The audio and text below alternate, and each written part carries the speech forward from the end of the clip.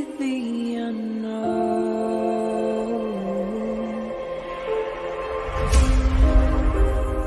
down the rabbit hole,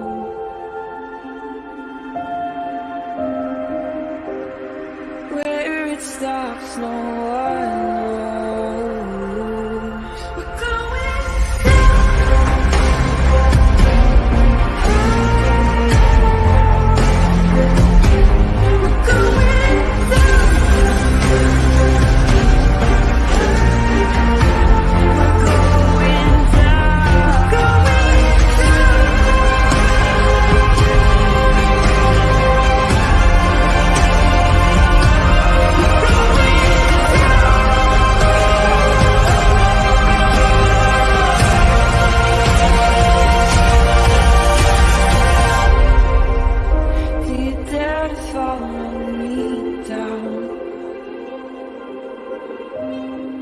head into the unknown. Na, na, na, na, na, na, na.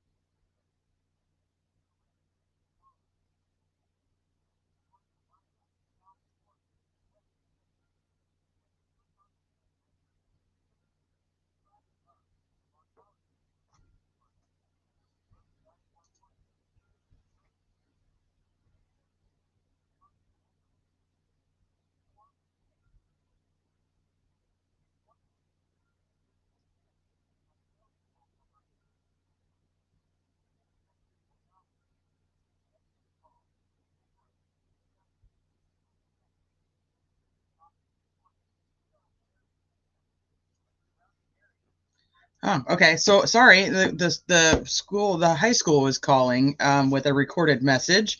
Good morning, everybody. Happy Wednesday. Apparently there is some police activity around the kids' district office for their schools, which is really close to the high school and the middle school, which is my son and my daughter. They said that there's a suspect on the loose and that they're looking for them.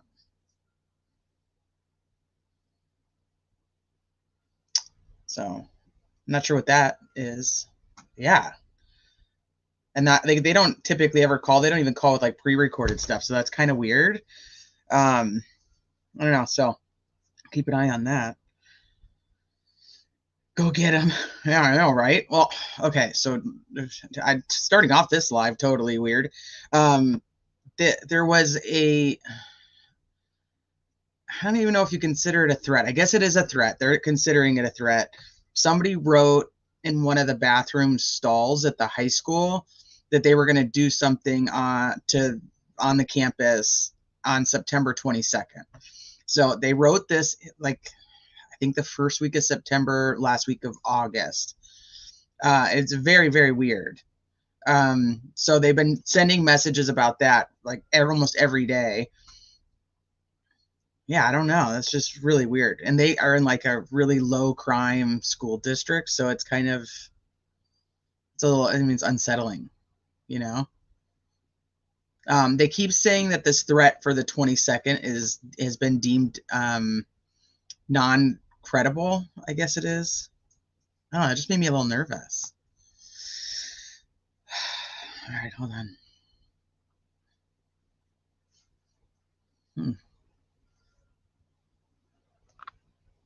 Yeah, now they got somebody somebody on the loose. I don't know if it has anything to do with, let's do some research real quick.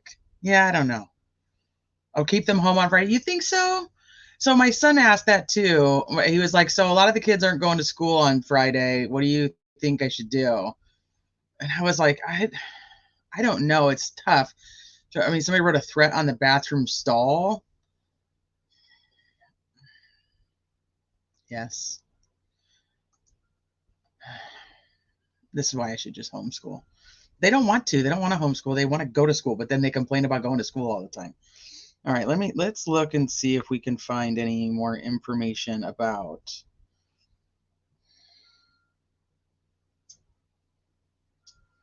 this threat. Or this, not the threat, this person on the loose. Sorry, like I said, this is just totally started off weird. This was not my plan at all.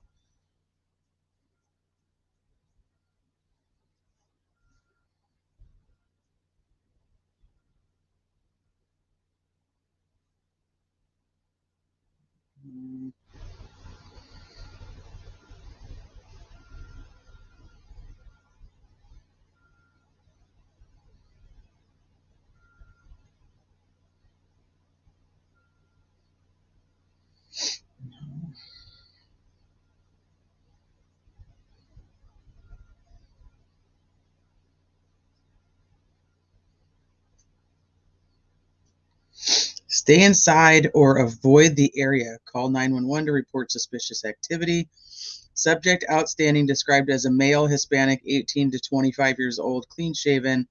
Last seen wearing a black zip-up windbreaker, black shorts, white and gray socks, and black and white Adidas shoes, and possibly armed with a gun.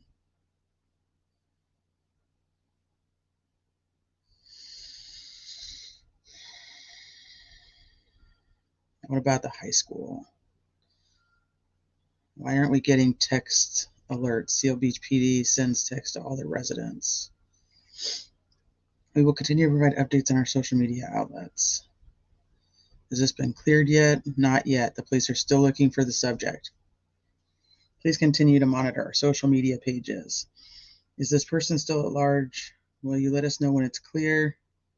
Absolutely. Please continue to monitor the media outlets and Facebook and IG. Thank you, officers. I got this alert on my phone. My child goes to the middle school and they're letting the kids go outside. Are the schools not being informed? Are there any more updates? Ridiculous that the school didn't even inform us of a situation.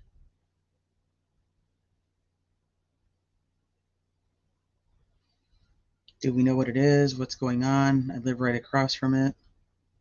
This is an ongoing investigation and police are looking for an outstanding subject. Please do what you feel necessary to keep yourself safe and call 911 to report any suspicious activity. Monitor our social media pages. Is there a description of anyone to be aware of? PD says they are looking for a suspect in a black hoodie and black shorts. The description has been added to the original post. See above. Can you hear anything?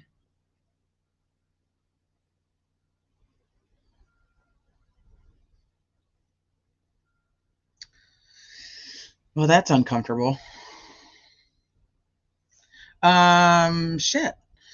So, sorry, you guys. Let me say hi to you guys. I'm just going to keep an eye on this. And so just so you guys know, right, literally when my intro was playing, the high school called and said that there is a suspect near the district office, which it's kind of hard to explain, but like the cross streets, the high school is right here. And then over here is the middle school. And then right here on this corner, a little bit further up on the next cross streets up here is the district office. And so that apparently there's a suspect on the loose by the district office. So it's very close to the high school and very close to one of the middle schools. They're saying that he's 18 to 25. Well, I'm not going to go get him because I don't want to cause, I don't know. Maybe I should go get him. No, I'm not going to go get him.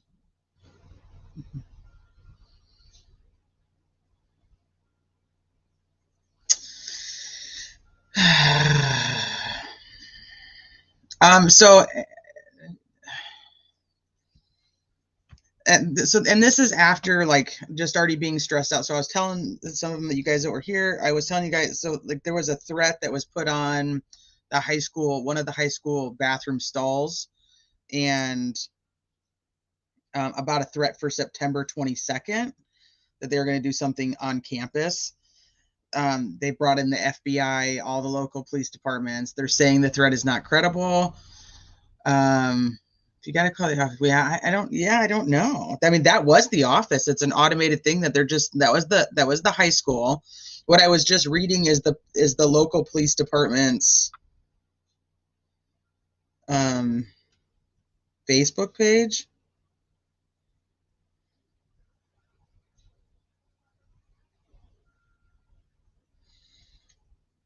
I mean, the positive is they're very secure campuses, but you know,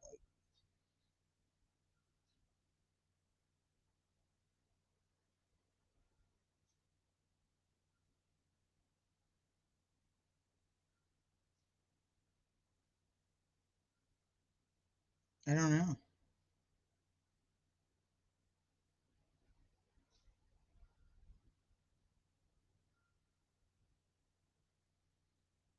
There's also an elementary school that's right next to the middle school. So they didn't say they had the school on lockdown, but like I said, I mean, it's very gated as it is.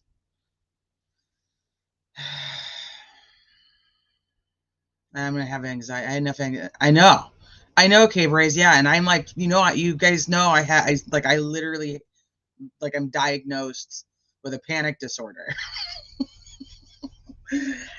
So my anxiety is like gonna be all over the place.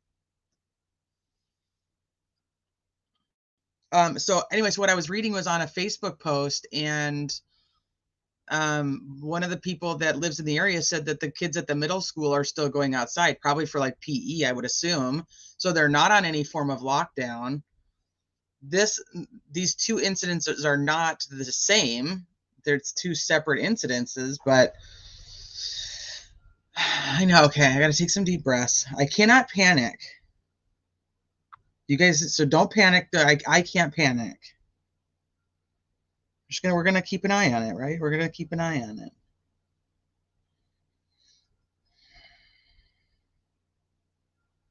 See if there's any other posts.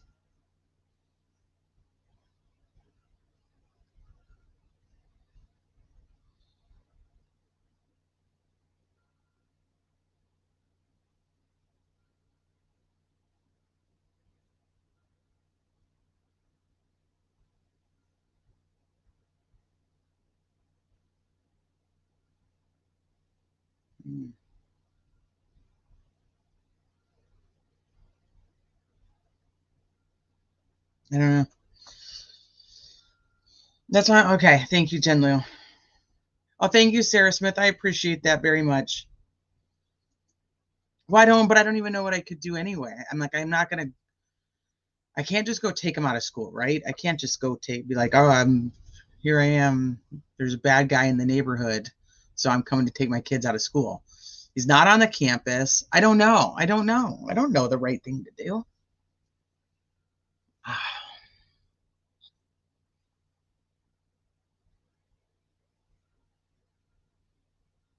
Shit.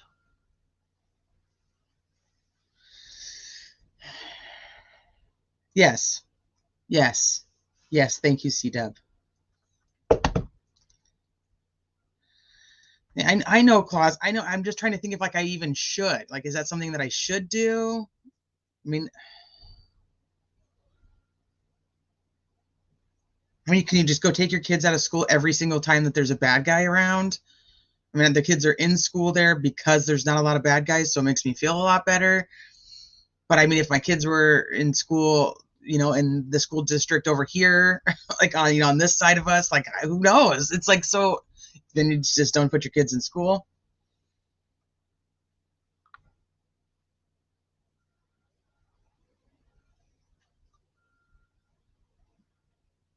Yeah. But it's also interesting that the middle school hasn't called, because the district office is technically closer to the middle school.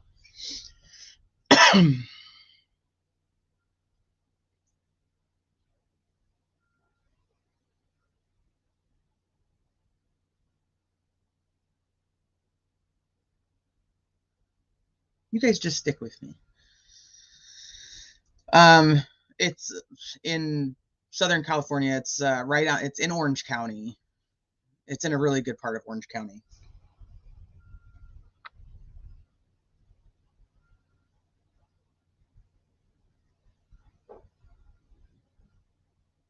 Okay, so the police department just responded to the person who was saying the kids are going outside at the middle school and said that the school district is aware of the investigation and they will take all necessary measures.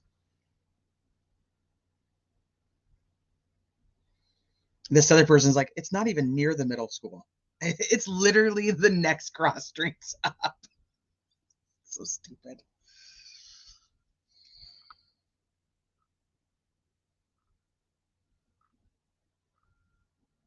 Okay.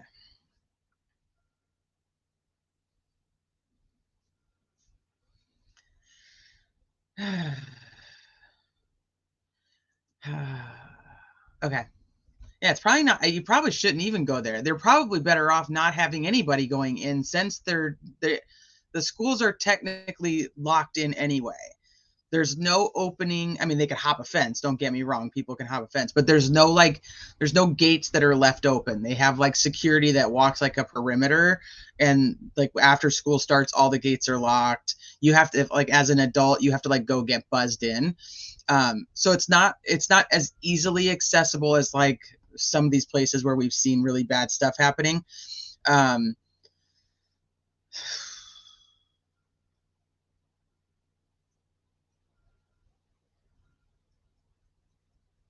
God, that was not what I was expecting. Yeah. Well, listen. Now I'd be more concerned about if Shannon Beat are driving around near me than this situation. I think the kiddos are fine. They're probably fine.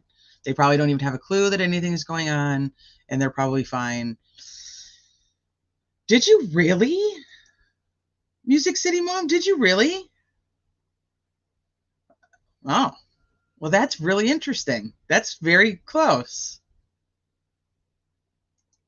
It's okay. I'm gonna be okay. I got you guys here with me. We're just gonna, like I said, we're gonna keep an eye on it. I'm actually gonna pull it up on this computer screen so that I have it. And we're just gonna keep an eye on it. And you guys are gonna stay with me, and we're gonna do that. And then we're gonna do this so that we can be mentally distracted until we need to make decisions. Yeah, I mean, you guys know you're always welcome if Crime Sleuth, and if you want to come up, I'm just gonna pull this up on the screen so that I have it right in front of me.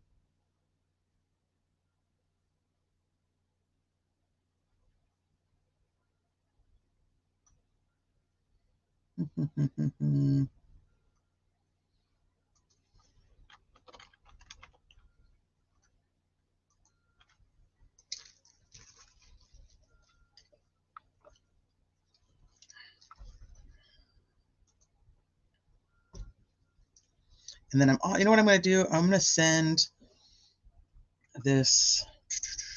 I'm going to send this to some of you guys so you can also kind of keep an eye on it.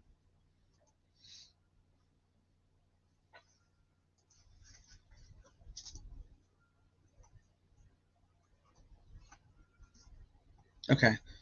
ATS, I sent it to you. It's just the link for the Facebook page for the police station. And then I sent it to Sluice Investigates. I sent it to you. Jen Lou, I'm going to send it to you.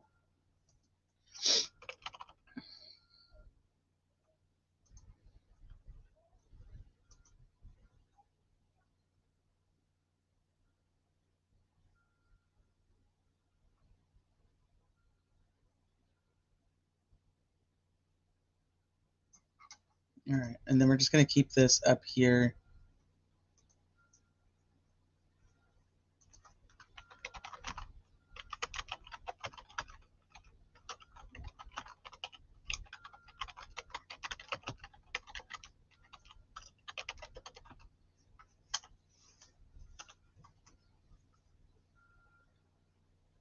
Okay, so I just sent it to you. You guys can keep an eye on it too for me, and then if you guys see anything popping off, you can let me know.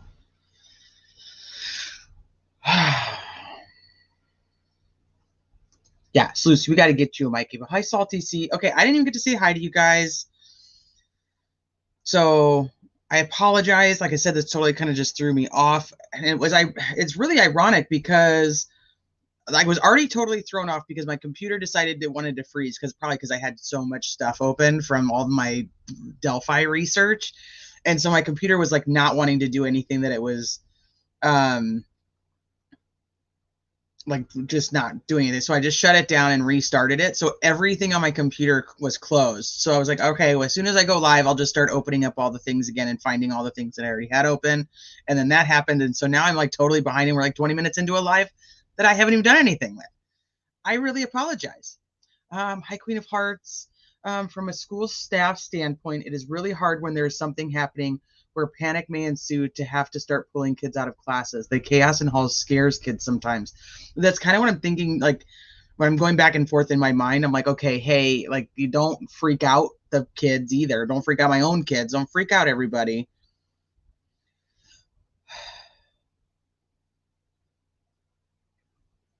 Yeah, well, technically, there's not the school when the high school called, they did not say they were on lockdown.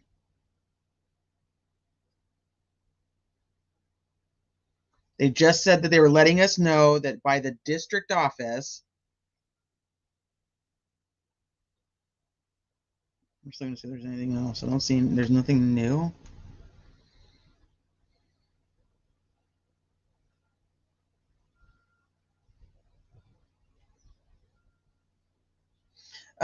Which is just, it's not far from the middle school and the high school. So, okay. So let me get myself back into situated. Crime Sleuthin had sent me some good stuff on Twitter that I had up.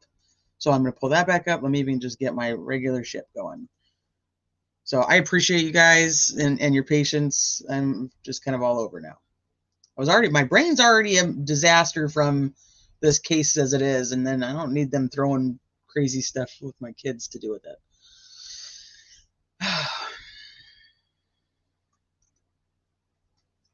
Okay.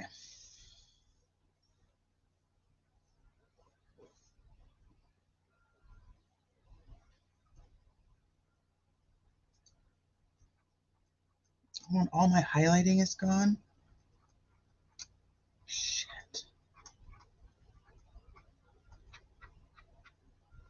I think all my highlighting is gone.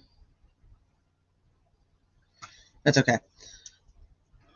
So hi, everybody. Welcome to Criminality.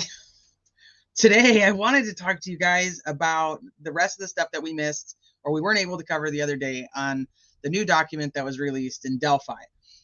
It was already, we did like 4.5 hours and it was just, it was insanity. And I don't think I've stopped thinking about it or looking at things to do with it like since. If I have any downtime, it's like literally what I've been doing.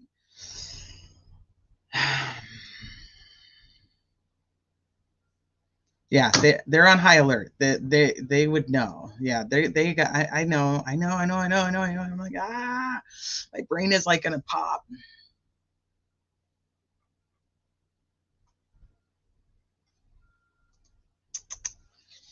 Okay.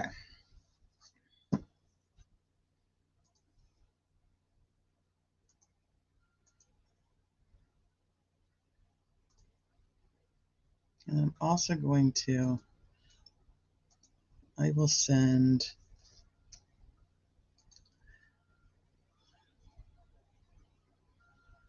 Okay, I'm gonna just like shake it off here for a second and get my brain back into order. Let me get the link and give to you if you want to come up, and then to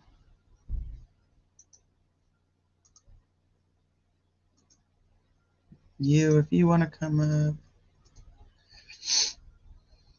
Okay.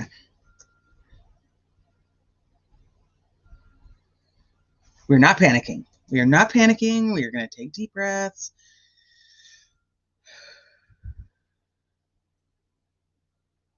I've been playing Farmville too. Well, I do play my zoo game. I do play that. But, okay. Okay, you're refreshing Facebook? Okay, thank you. Okay. I'm going to take a deep breath.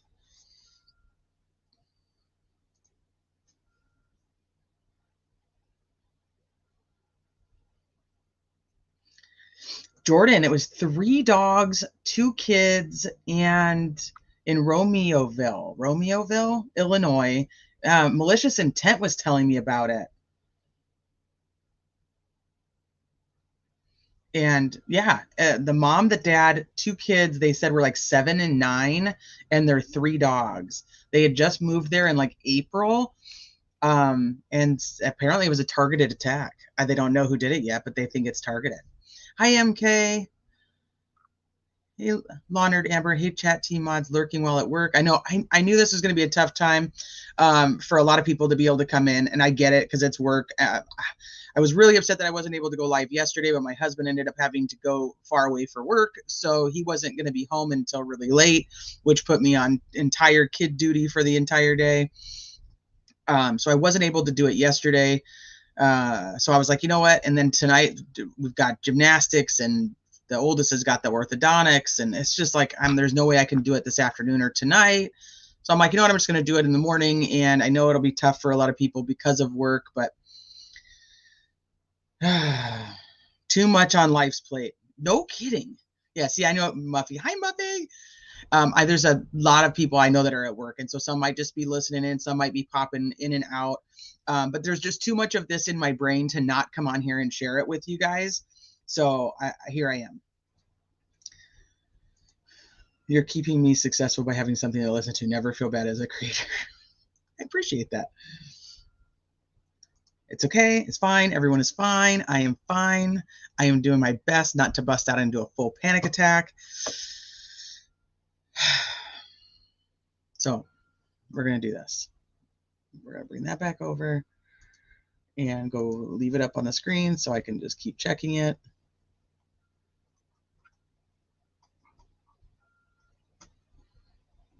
Hi, Salt DC. I love this time. I work every Friday, Saturday, and Sunday. I miss so much. Oh, see, this actually works out very good for you. Hey, Sarah Lynn. Hey, Candace. I know I did not get to say hi to so many of you, and then I'm gonna feel so bad. I know, breathe. Okay, let's bring this up on screen. We got to just do it, right? We just got to do it.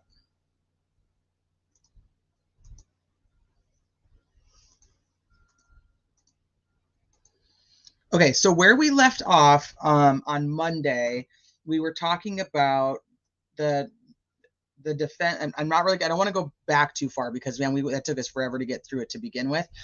But we were talking about the defense stating how hard it would be for Richard Allen to go and do all of these things by himself. You know, that he's 5'4", and, you know, blah, blah, blah. I mean, the water's 3.5 foot deep. So I'm going to go back. We'll start right there. So it's like going over all the things that they claim that Richard Allen would have had to have done alone if he did it. Hi, Keybird. That he would have had to have done alone if he had done it by himself. Does that make sense? So all the things at the crime scene he would have had to have done. So before I had to shut my computer down, I'd gone through and highlighted these things and had it where I, in my opinion, thought, could somebody do this by themselves, or would it actually take 2 people? Now that I had to restart the computer, that's all gone. So now we're going to do it together because that'll help me, I think, keep my mind off of stuff.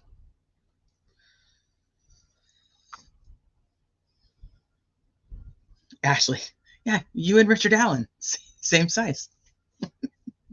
Hey, Scrabble. Okay, let me pull this up on the screen.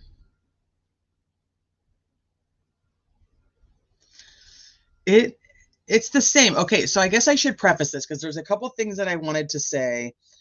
One, apparently the one officer that we said his name wrong.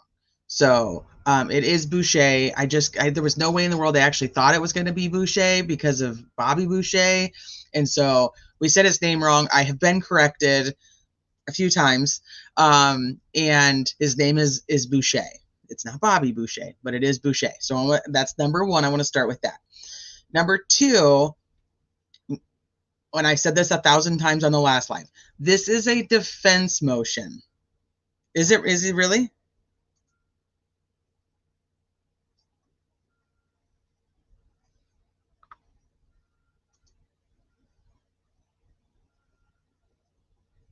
Oh, thank God.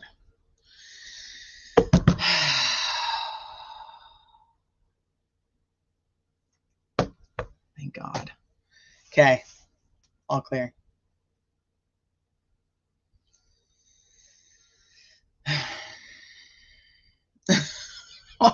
It says I'm 5 foot nothing like Calvacate.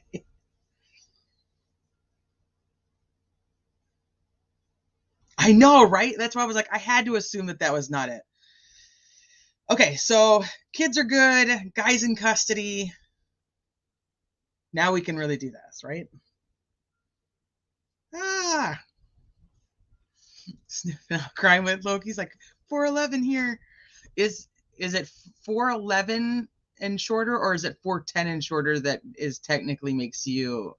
I think it's 410 because my niece is 411. Okay. I see I'm being totally sidetracked because my brain is in scrambles right now. You guys are going to be like, I don't even know if we can listen to this live. Yeah, deep breath.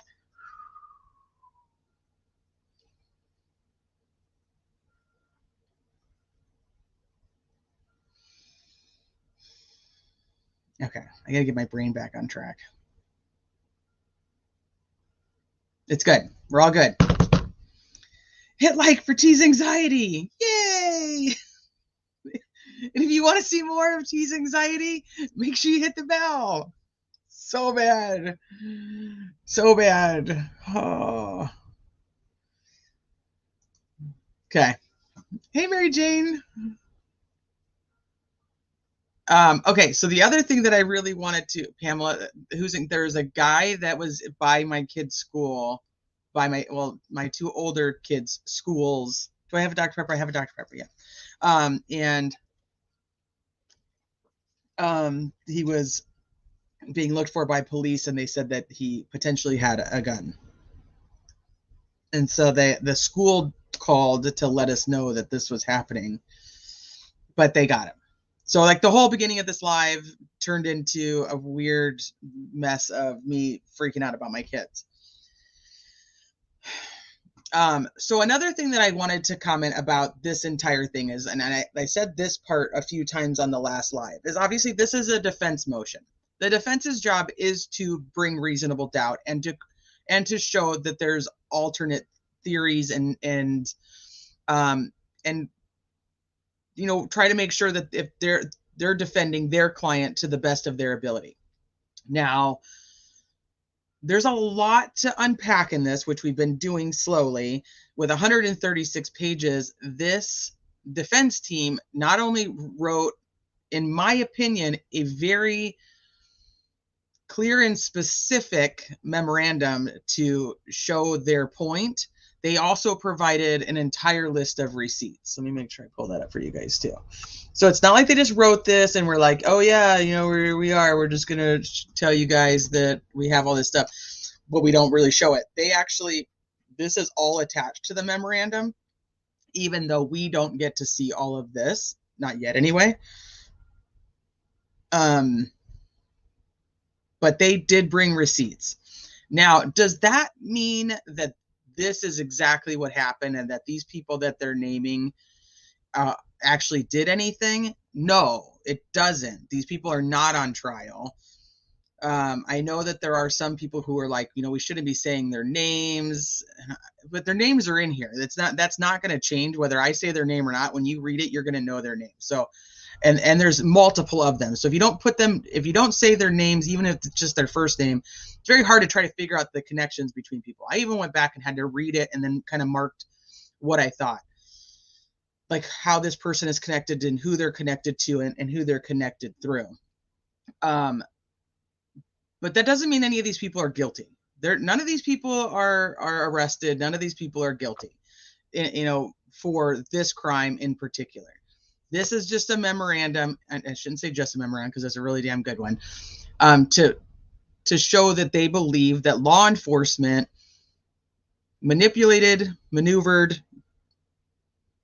made up evidence in order to get the search warrant to search Richard Allen's house. And in doing so, that means that anything they did find in Richard Allen's house would now be fruit of the poisonous tree, and that search warrant would be gone, and all of that evidence would be gone. That's a big deal. Will they get that? We don't know. This is a request for the Franks hearing in order to go in front of the judge to say, hey, this is why we believe these law enforcement agents did X, Y, Z, and why we think that they lied.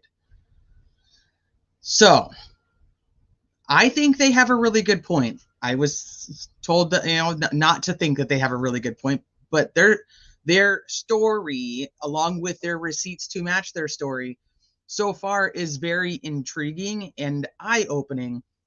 Now, are they just pulling out old information that was floating around, Reddit subs back in the beginning of the case?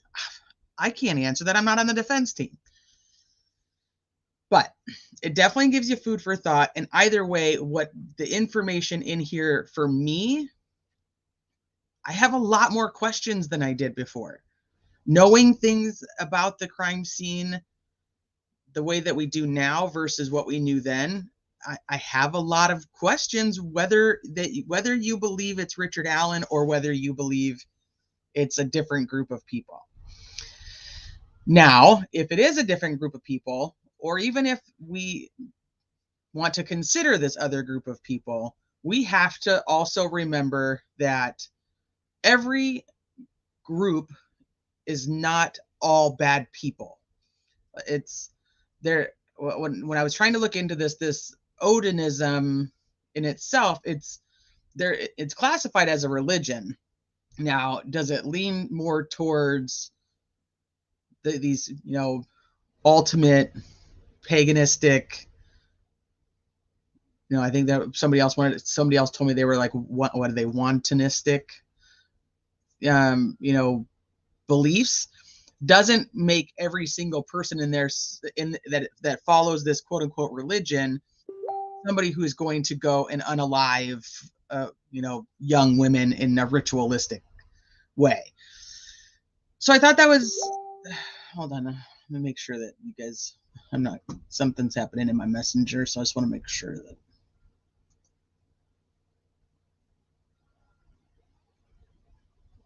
Okay, so it doesn't make it that everybody who practices this religion or believes in this religion a ritualistic killer. So I don't want to sum up everybody into that either. We're talking about specific things. We're talking about specific people. We're talking about an investigation that happened. And as I went back to after I was calmer and was rereading some of it to try to put it together and actually make sense of it in my own brain, what they actually realized was when at the beginning of this investigation, when they started to think that there might be something ritualistic about it, which is a few weeks after it happened, there was a investigative team from another city that was investigating some Odinists in that area, and they found ties from those Odinists to the Odinists that are in Delphi. And I don't think that these people don't seem to have, they don't have an issue with practicing Odinism or being Odinist. Like that's what they're very proud of their own religion on their own Facebook pages and whatnot. So this other group of investigators believe that this ties together. And so that group of investigators is the one that involved the gentleman or the retired detective Click. And Click then was the one who sent the letter to the prosecutor saying, hey, we think that there's still something, to this. And we believe we have more evidence pointing towards this than you guys have in this probable cause to arrest Richard Allen. So I was thinking about this and I was like, okay, that makes sense. This is why they're really pushing it, is this was their investigation. But now if their investigation ended and this investigation over here continued, these investigators are not going to be privy to all the information here. What's going to happen is these investigators are going to read a probable cause affidavit like we do and go, hey, wait a minute. Ramblin' Rome. Yes. like, wait a minute, we don't see in your probable cause affidavit that you have enough to point towards this guy. Well, that's what we typically say. Do you see what I mean? Like, when we read a probable cause affidavit, we have to remind ourselves that is not all the evidence they have. That doesn't, probable cause affidavits don't tell us the results in the testing of all the evidence necessarily. They don't tell us all the evidence that was collected, later, or what, witness statements and things like that. It doesn't always tell us those things. So did this group of investigators, narrowing in on the Odinism factors, not want to see that there was another avenue of investigation? Maybe. Or maybe they're right, and we're over here going, wait a minute, maybe this is actually what happened, and now we've got this whole corrupt system over here. It's tough because anybody who has followed Delphi, there has been many, many, many rumors for a very long time about how corrupt the system is over there. I mean, they had like judges going to jail for dealing with, prostitutes and underage things. And I mean, like, there's been speculation for almost 7 years of the corruption that's taken place in this specific area of Indiana. It's not new. So I think it makes it easier for us to believe that this is also possible, that there is all of this corruption. Does it make it true? Not yet. Does it make it possible? Absolutely. He did. Yeah, he said that he was pressured to confess by the Odinist guards. So I'm not sold any which way. What I can tell you is that this has just given me so many more questions. So many more questions. So I want to start back with right basically where we left off. And we're going to go through, and then you guys are going to tell me if you think one person, 5'4" Richard Allen, could accomplish the things that they say that he did by himself, or now that the defense is trying to say there's no way he could have done by himself. Yeah, and now they know that. Yep. I hope they have pictures of the guards with these, or they have witnesses that are going to come forward and say that those guards do have, or did have, these patches at one point. Hi, True Crime Crazy. Hey, Corey. He admitted he was there years ago. So this is another thing I've gone back and forth on. He did admit that he was there years ago, and law enforcement did not believe that he was the guy for whatever reason, and did not do any follow-up really to pursue that this person was there. So he admits that he was there, and then this is kind of where the defense is going to go, that 5.5 years later, 26 days before an election, they needed a guy. And so what do? They go and they go back into their pile of, these are the people that are there. Which one would work if we need a guy? Oh, look at this guy who says he was there, Mr. Richard Allen from CVS.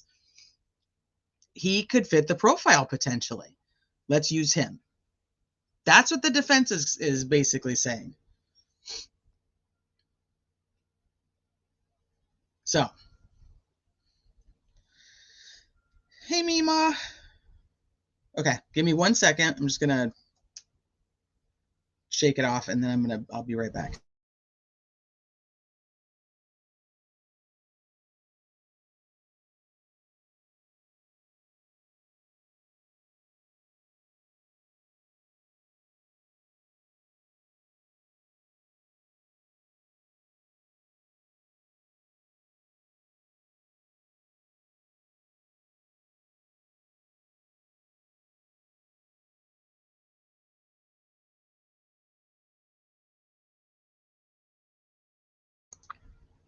Okay. I think we're good. No, this is what I'm saying. Mima, yes. That's what I'm saying. There's two different sides to this. There's two different perspectives. I'm not saying either one is correct. What I'm saying is that that's where the defense is going to go. Hi, Mrs. Troy. They purposely started a shit show. absolutely purposely started a shit show. The problem is if that shit show has any merit to it. And if it does, there are things that are going to change the outcome of this trial, without a doubt. Without a doubt. So you got to remember, all they need is one juror of those 12 to have any reasonable doubt. I'm telling you that if they present this theory, this information with the credible evidence and witness testimony of actual law enforcement, there's no way you're not going to have one juror. I just could not imagine you're not going to have one juror. So that's where I'm at with the whole thing. Right, wrong, indifferent. I don't even know if it matters. I have so many questions. So many questions. And a lot of them are going to come up right about now when it came to, we already read through the crime scene part. So I have so many questions about that to begin with. And then this next part, it's like I said, okay, we're going to go through this. This is everything that they basically say he would have had to have done by himself. So you guys are going to tell me as I go through, could he have done this could he have done this by himself? And some of them are kind of just cheesy, so obviously it doesn't really matter. This one man would have had to have been solely responsible for marching Abby and Libby down a steep hill. Okay. Yeah, the guy had a gun. The girls are 13 and 14. Not sure that doesn't do anything for me. Like, yeah, he could have done it. This one man then would have had to have marched both girls through the woods for some distance. Okay. Could have done that. At some point in time, this single solitary, there's a lot of words in here that they try to make sure that we know he was alone, would have had to have crossed a cold river whose depth was nearly 3.5 feet. At this depth, if the water were only 2 feet higher, Richard's whole body would have been completely immersed from head to toe. Well, the water was not 2 feet higher, hence it was 3.5 feet deep, and he would have been able to actually walk through it just fine.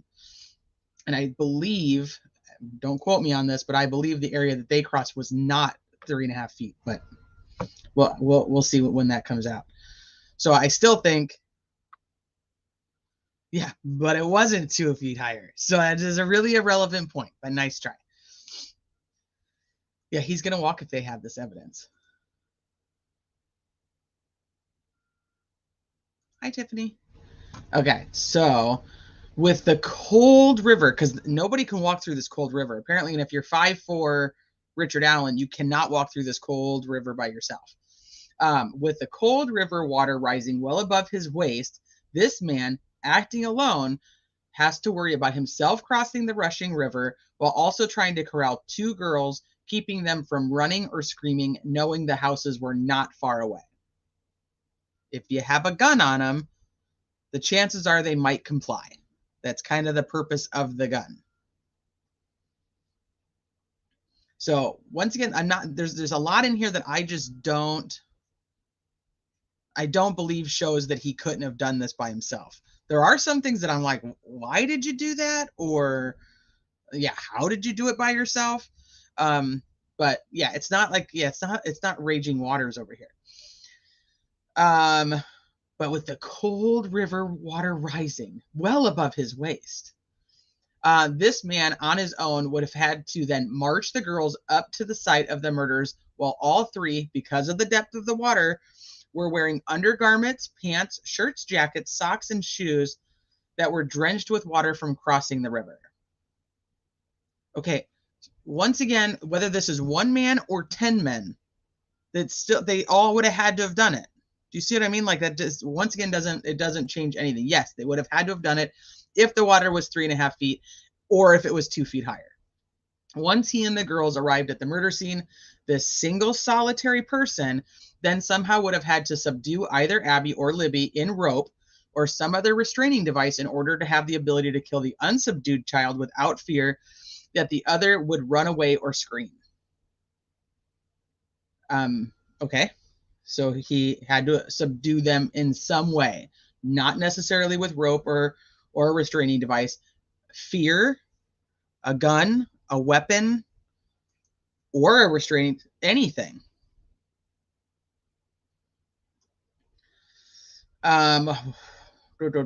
Because of the lack of blood on the girl's clothing, each child would have had to have been completely disrobed before the single solitary man sliced his first victim's neck. So the man acting alone either asked each child to disrobe or he assisted in the disrobing. Very good. Yes, he asked them to disrobe. I'm still not convincing me. Not convincing me he didn't do that by himself. Trooper Jerry Holman of the Unified Command has confirmed that both girls were naked at one point in time, as Liberty was found at the crime scene completely naked, while evidence showed that Abby at one point in time had her clothes off. Once the girls were disrobed and naked in the middle of the forest in the middle of the day in February, and once he had subdued one of the two girls to prevent her from running away, the man acting alone could finally kill the girls. Okay? This man acting alone would have had to have pulled the ceremonial knife. This is wordplay, or whatever sharp instrument was used and inflict fatal injuries to the neck of the first child. It is unknown which child perished first, while the second child watched, hopefully without screaming or becoming so hysterical that said child was uncontrollable. Okay, for this part, they basically tell us that Libby was moved after she was killed, right? She was killed over here, and then she's moved over here, and that's where they find her. Now, are these two girls together the entire time? Are they separated? Does he have them take their clothes off, and then that would make it so that one's not going to run? Still, all of these things that I'm not convinced that one person couldn't do. I need something that says, like, there's no way that a person could do this by themselves. Yeah. Yeah, Rexy.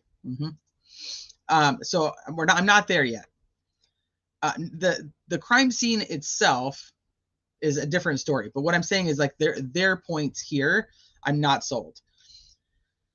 The man acting alone would then walk over to the second child, who was somehow subdued, and inflict the same fatal injuries. Okay. The autopsy notes taken by Liggett reveal that the pathologist stated that because of the particular vein that was severed, Abby suffered a slow death. Now, I just want to say, I apparently must have said artery on my last live, because I got corrected, and it's a vein. So just to make sure that that's clear, the vein was not a fatal wound in itself, which would have caused Abby to have a slow death. Which then, that goes with the whole ceremonial thing. But once again, these points don't lead me to believe that he didn't do it by himself. To give Liggett as much additional time needed to sell this preposterous story that one man committed all of these tasks in a short period of time, we will presume that this one man acting alone took Abby's life first and Libby's second, so that he, the lone killer, could efficiently handle all of the other tasks necessary while Abby suffered her slow death. Okay, so they literally are telling you exactly how he could have done it, but then they call it a preposterous story, so you feel stupid if you believe it. Additionally, even after Abby finally would have died, the man acting alone would have had to have then waited wait enough time so that the blood escaping from Abby's neck would stop flowing, as there was little to no blood found on any of the clothing Abby was wearing other than around the neck area, both undergarments and outer garments, meaning that the single solitary man likely clothed Abby's dead body after the flow of blood had ceased.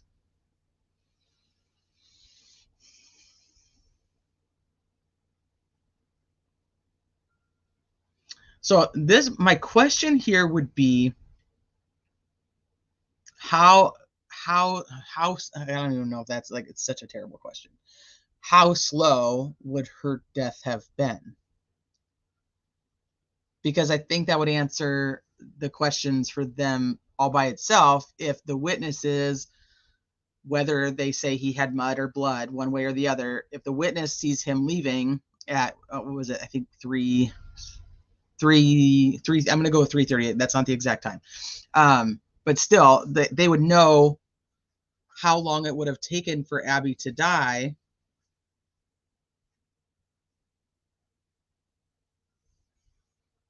and if it would be possible that he could have waited that long.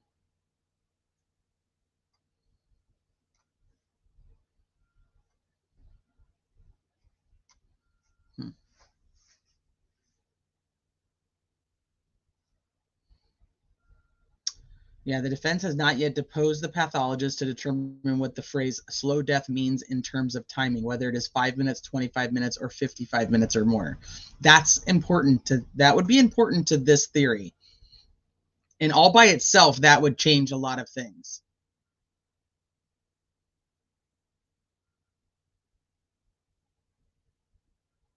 So I think that would be important, in my opinion.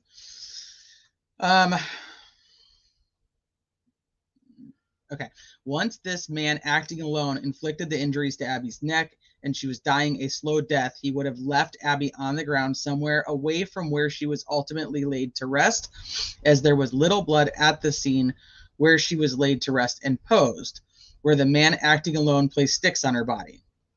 None of those things make it so that he couldn't have done this alone. While waiting for Abby to die her slow death, the man acting alone would have then used his ceremonial knife or whatever sharp object he used to inflict Libby's fatal injuries at the base of the F tree, where Libby's blood was found.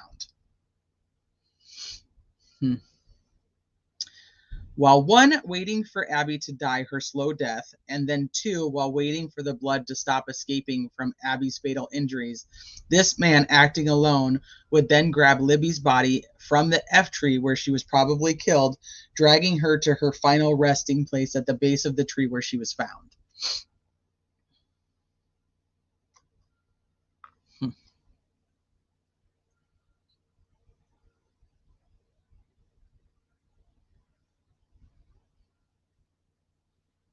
Okay, so the person would have had to have taken her from one tree to another by himself. I am still not convinced that he couldn't have done that by himself. Hey, Johnny. Hey, Sunshine Country Chickens.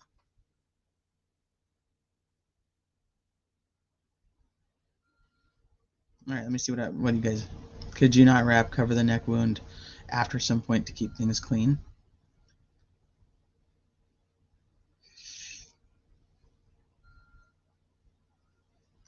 Hey, Thistle.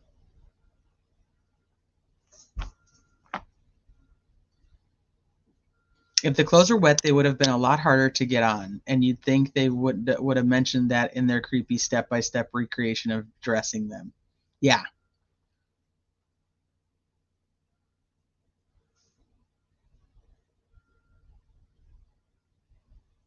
Yes.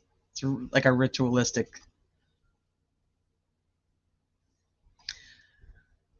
It says anywhere from 5 minutes and longer, and I think the footnote says... Yeah, I just read that part. Maybe I'm behind in chat. Why take her to a different tree? Great question. So there's an F on one tree, and then he drags her to another tree. But still, like I said, at this point, I'm not convinced that one person couldn't do these things. So this is not the earth-shattering moment for their defense, in my opinion. While waiting for Abby to die her slow death, then waiting for the blood to stop draining from Abby's neck, this man acting alone then would have had to have posed and positioned Libby's dead body in the manner in which her dead body was found at the scene. Once again, same thing. The dog wants out. Give me 1 second.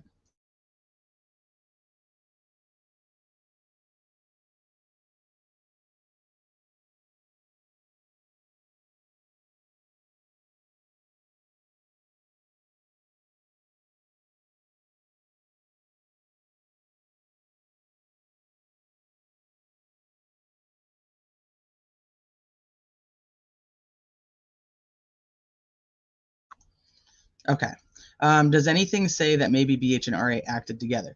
Nothing points to that currently. Their whole point to this, not their whole point, but one of the points that they're making in this is that RA has no ties to anything to do with this religion, this ritualistic stuff, so on and so forth. So there's no tie necessarily, besides the fact that they could have known each other. And it doesn't mean that he didn't know anything about this cult, religion, paganism, whatever terminology you choose to use. or he had them stripped before they crossed the river. That's spread love, not hate. That's actually an interesting point, since they do find, Libby's shoe on the other side of the river, and then they do find the sock and the underwear. Like, was he carrying the clothes across? Were they carrying their clothes across? Yeah, we don't know. I mean, it's weird. It's weird.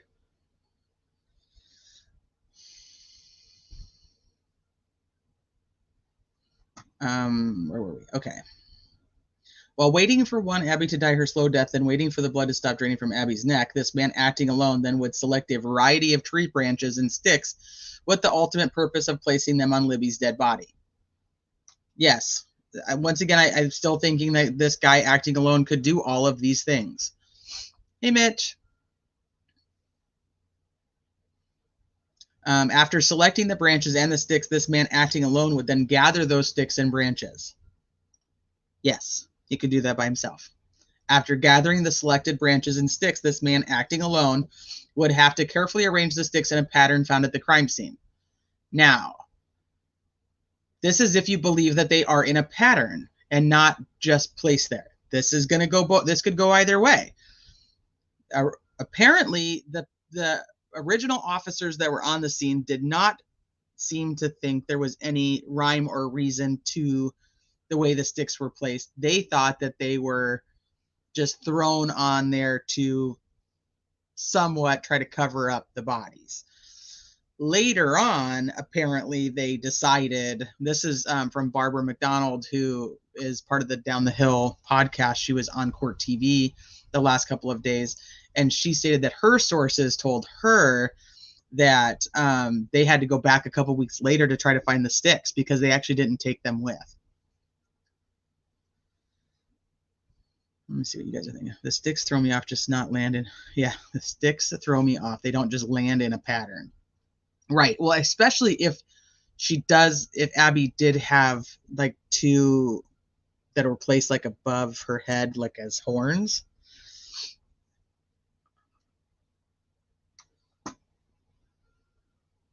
Jen, see, this is actually one of the things I said the other day. How do we know that somebody who was on that property later did not find them and create this, on top of it, on top of that scene?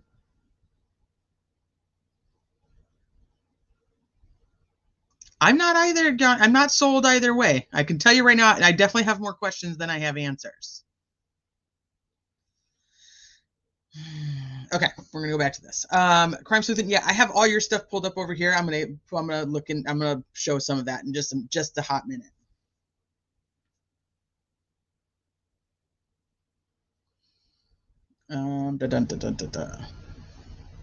This man acting alone would have to take the largest and longest of the branches and use his dexterity to lift that large branch over Libby's left shoulder next to her head.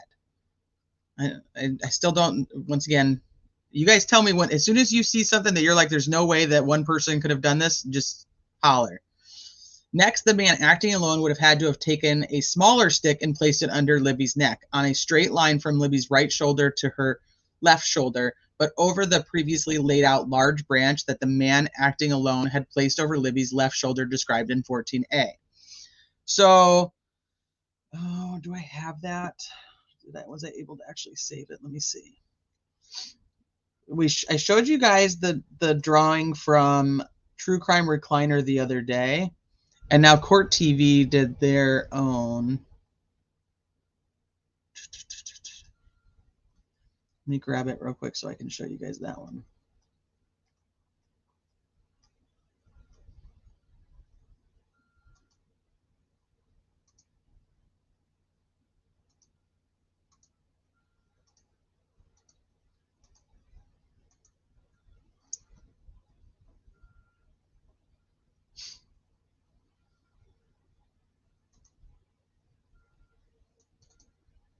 Is this the one that Court TV did, or is this hers? This is the one that Court TV did. So this is based on the memorandum. So as we talk about like the sticks, this is the long stick. And then you have, this is the stick from shoulder to shoulder. So I'll put that in the corner so you guys can see it.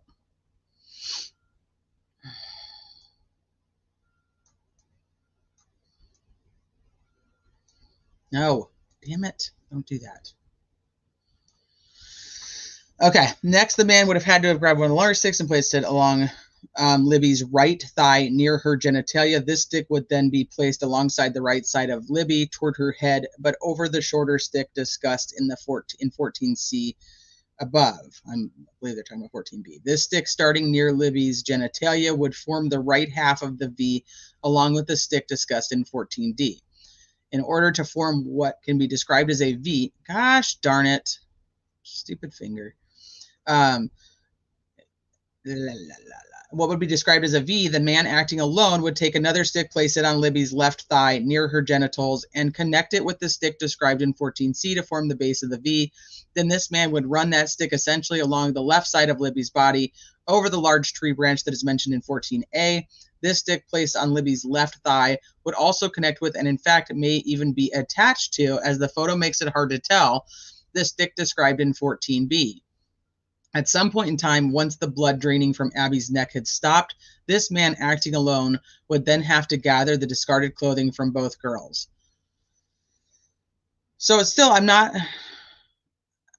convinced that all this stuff couldn't have been done by himself. Hey, Dark Horse Justice. Yeah, the defense refers to 25 photos out of hundreds taken.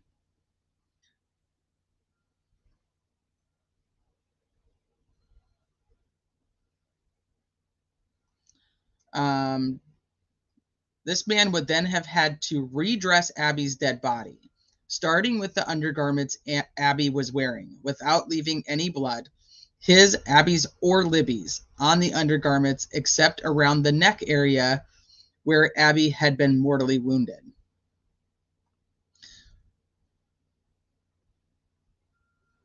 On the undergarments. Now, this is worded wrong, I think, because there's no undergarments around her neck area. So the man acting alone would have to use his dexterity to lift Abby's dead body in order to maneuver the first bra onto Abby's dead body. This man acting alone would then have to use his dexterity to lift Abby's body in order to maneuver the first bra under her back. This man acting alone then would have to use his dexterity to secure this black bra onto Abby. This man acting alone would then have to locate the second bra that Abby was wearing.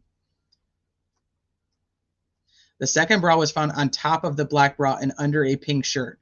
The second bra was what the defense would call a gray sports bra.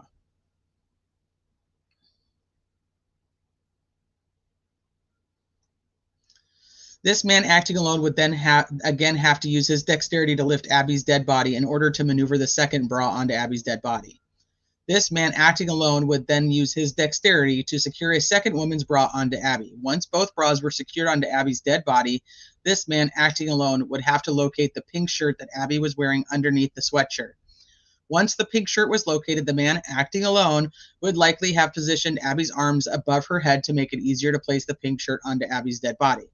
Once Abby's arms were positioned above her head, then the man acting alone would have to place the opening at the bottom of the pink shirt just above Abby's outstretched arms. Once the bottom opening of the pink shirt was positioned just above Abby's outstretched arms, the man acting alone would have to use his dexterity by lifting Abby's left arm and placing it into the pink shirt. I do not want it to be lost on anybody that we're talking about a 13-year-old little girl. Like, this is, and then when we talk about Libby, we're talking about a 14-year-old little girl. Like, there's a lot of, as Abby dies a slow death, or Abby's dead body, like, holy shit. Don't forget that these are actually little people. These are tiny humans. My daughter just turned 13.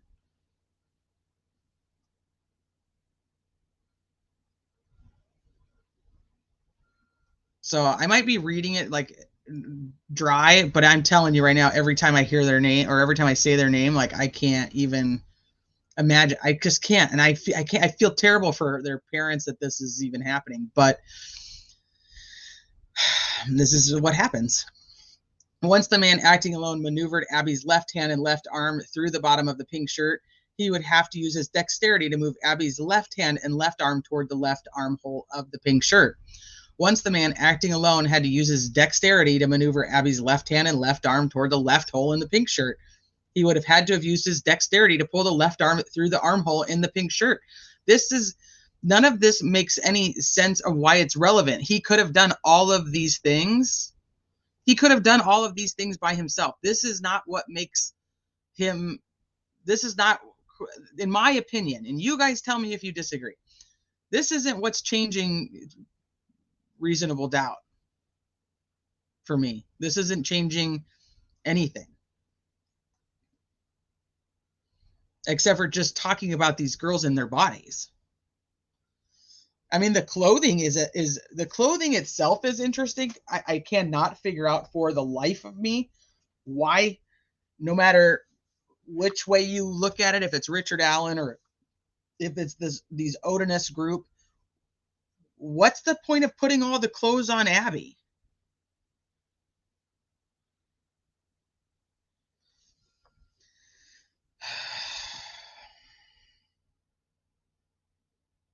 No, that was Libby, Johnny.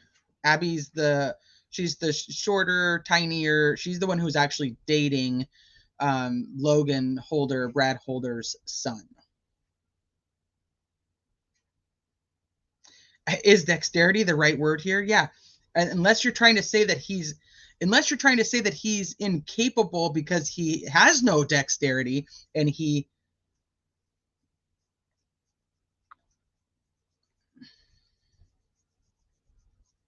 then it doesn't really matter. He could do it. Now, if you said like he had no use of his left arm, from an accident, 10 years ago, then I would go, okay, that makes a lot of sense. This guy is going to have a much harder time. It's going to take him a lot longer.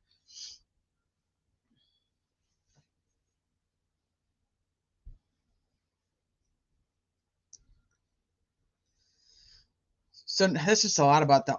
Once the left arm was successfully pulled through the left armhole of the pink shirt, the man acting alone would have had to use his dexterity by picking up Abby's right arm and placing it into the bottom entry hole of the pink shirt. Once the man acting alone had used his dexterity to maneuver Abby's right hand and right arm toward the right armhole in the pink shirt, he would have had to use his dexterity to pull the right arm through the right armhole on the pink shirt. Once the man acting alone had successfully maneuvered Abby's right and left arms through the armholes, then he would have had to use his dexterity by using one hand to lift the upper portion of Abby's body while using the other hand to pull the pink shirt toward Abby's midsection until the shirt was properly dressed on Abby. Additionally, the man acting alone while using his one hand to pull the pink shirt towards Abby's midsection would have had to have lifted Abby's body high enough off the ground to avoid getting any dirt on the pink shirt, as the photographs show that the pink shirt was clean.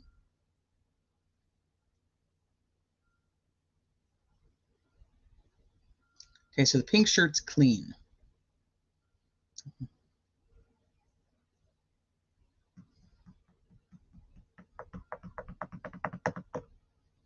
That's actually that part is kind of interesting. That this is clean. The pink shirt is clean.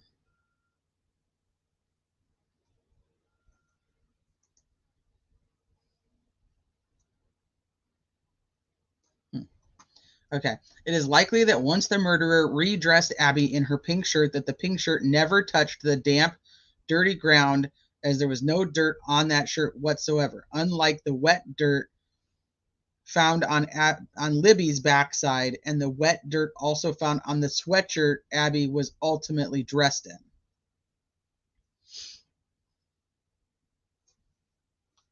Yeah, Abby was small. I don't think she would have been very difficult to move. Can I ask, is it the mainstream media or his defense using the man acting alone expression? This is from the defense, Mo. Yeah, this is the defense. So the man acting alone. So they're trying to say, like, he couldn't have done all these things by himself.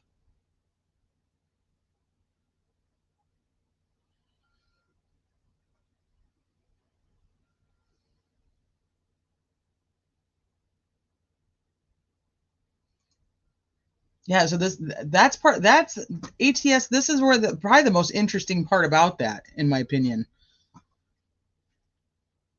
that it's not damp and it's not dirty.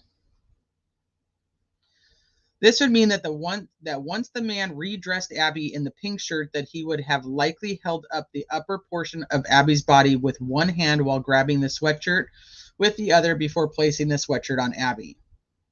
Okay. In order to put the sweatshirt on Abby, once he was able to locate Libby's sweatshirt, then this man acting alone likely positioned at least one of Abby's arms above her head so as to make it easier for this man to put Libby's sweatshirt under Abby's body. Once he positioned Abby's arms above her head, this man acting alone then would have to take the opening of the sweatshirt near the outstretched arm or arms of Abby. Once he positioned Libby's sweatshirt near Abby's arms, this man acting alone would have had to maneuver the left hand and arm in order to move it onto the bottom opening of the sweatshirt. Okay. Once he stuffed the left hand and the arm into the sweatshirt, this man acting alone would have had to have positioned the right arm onto the bottom opening of the sweatshirt. Once both arms had been placed into the entrance of the opening of Libby's sweatshirt, then this man acting alone would have had to have used his dexterity to pull the sweatshirt down toward Abby's head, likely using one of his hands as the other was being used to prop up Abby's body so that it wasn't touching the ground, again, as the pink shirt has no dirt.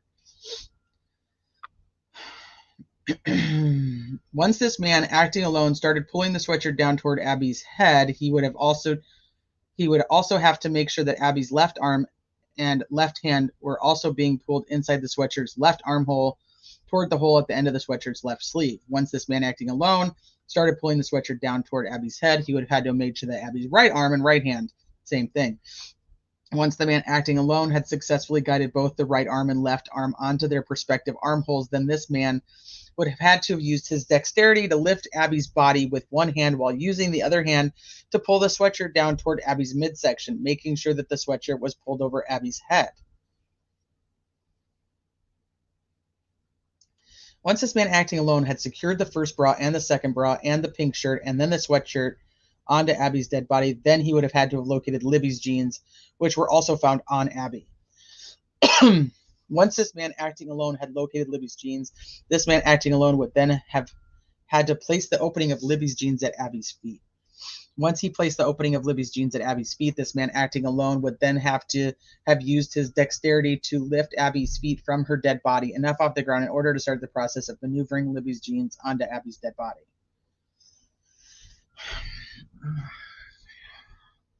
First, this man acting alone would have had to have lifted either the right or the left leg foot onto the opening of the jeans. Next, the man acting alone would have had to have lifted the remaining leg and foot into the opening of the jeans.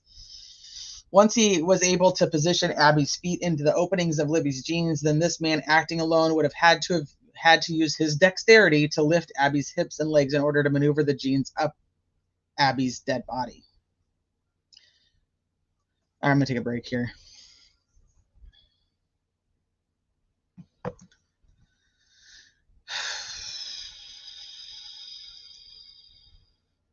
It's true, Sunshine. They could have without having any forcible signs, but I don't know if they've ever confirmed that there was or was not any. We've heard most of the time that there wasn't any, and I know what you're saying, but there was no physical penetration or anything like that. See, this is another Astro from Space. So thank you for asking this, because this is another thing. If they don't, I hate just talking about it so bluntly, but at this point, I don't have a choice. Otherwise, I'm just going to sit here sad. But if they didn't find Abby's blood there, then what's to say that they weren't actually somewhere else and brought back? And a lot of people have believed that for a long time, that they were actually, killed somewhere else and then brought back to this location.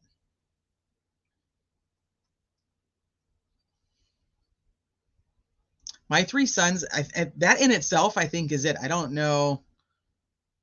But then, there's also people who are like, okay, so if you're upset that somebody's dating interracially, then why you have one of the girls who's not dating interracially?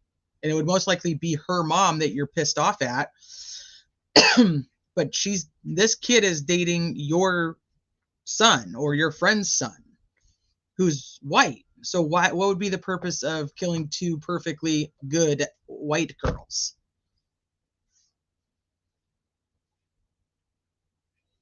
How do we know that the clothes weren't changed before they were killed? Dan, the only reason they don't believe that the clothes were put on her before there's no blood on any of the clothes. There's no blood on the clothes on her body. I just don't see him being able to do all this and knowing that they were looking for them already. Well, they technically weren't looking for them yet. They didn't start looking for them until after 5. I'd have to go back to my timeline, but they weren't looking for them yet. How did he know that they weren't? I don't know. You know what I mean? Yeah. Well, a lot of the community members have talked, and you don't get the same answer from many of them. The changing of the clothes is extremely confusing to me. What's the purpose of putting Libby's clothes on Abby? And they say that they believe that Abby was nude at one time, but that's not necessarily true. We don't know if he made her take off her undergarments or if he took off her undergarments. See, I'm not quite there yet, Thistle. I'm thinking that the purpose behind all of it is an interesting one, especially if this guy doesn't have any history of violence, that this is what he chooses to do. These were branches with leaves. I think the police guy saying he'd watched the shack has caused all this drama, some sort of snuff video for a dark web. Well, I don't think that we can actually make our own determination without seeing, not that we have to see the girls, but I don't know, because that was the other thing that I was listening to, was them saying that not only would the sticks, if the sticks are put there to create, some type of symbol or to resemble one of the runes, that the girls' bodies may also be part of that symbol. But I don't think that you can't determine that, because it's like you're getting one interpretation from here that's saying, yeah, this was okay. So Princess Mariposa, this was another thing that was talked about when it came to the Keegan Kline stuff, about him recording it and creating some form of snuff film. And then you got to remember, if you go back to the Keegan Kline stuff, then you've got the whole Vegas trip and then the no phones, and that's a whole different rabbit hole. But if that could be true. So Johnny, this was another thing I was asking the other day, is then if they're saying that the blood had stopped, I hate saying this. They're saying that the blood had stopped flowing. There was none on her clothes. It was only a little bit on her neck from the wound. Was there blood left? That's one of the things I wanted to know the other day. Is there blood left? Did they drain her? Was she unalived in the creek?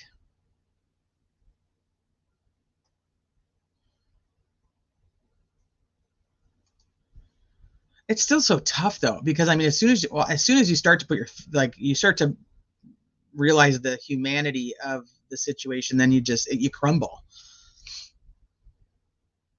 Yeah, so they have said that it was done by 3:30.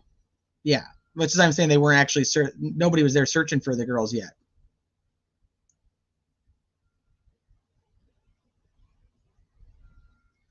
So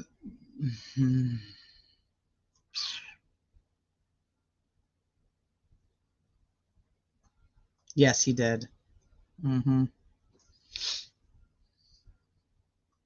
Logan.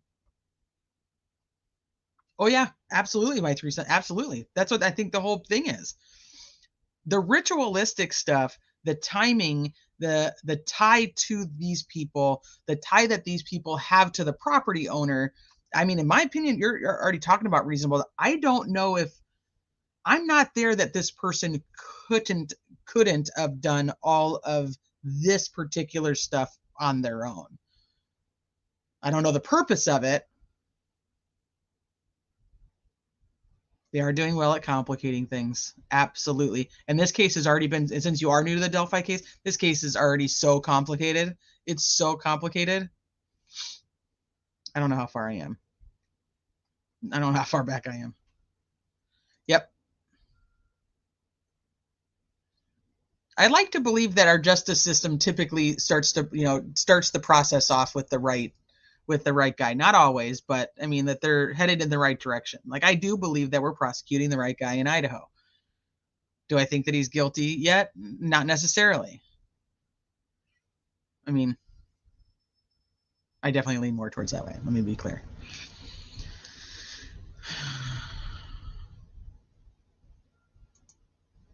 Yeah.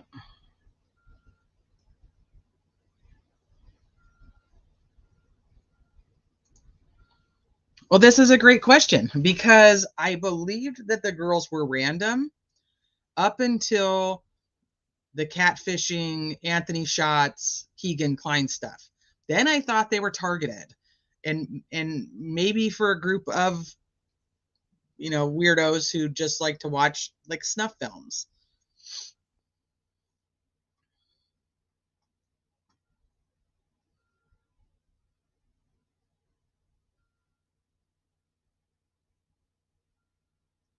Oh, Princess Mariposa. I'm trying to catch up on chat. Yeah, they didn't decide to go there. They had the day off, but they didn't. It was even though it was February, it was supposed to be a warmer day than typical February days. Well, Johnny, you and me both. I would, yeah, I'd love to go there. I think Liberty was targeted. So a lot of people have believed that too, and that her dad's history had something to do with it, or that she was just targeted in general, even if it was just from the catfishing or whatnot. Other people have thought that maybe it was Abby. I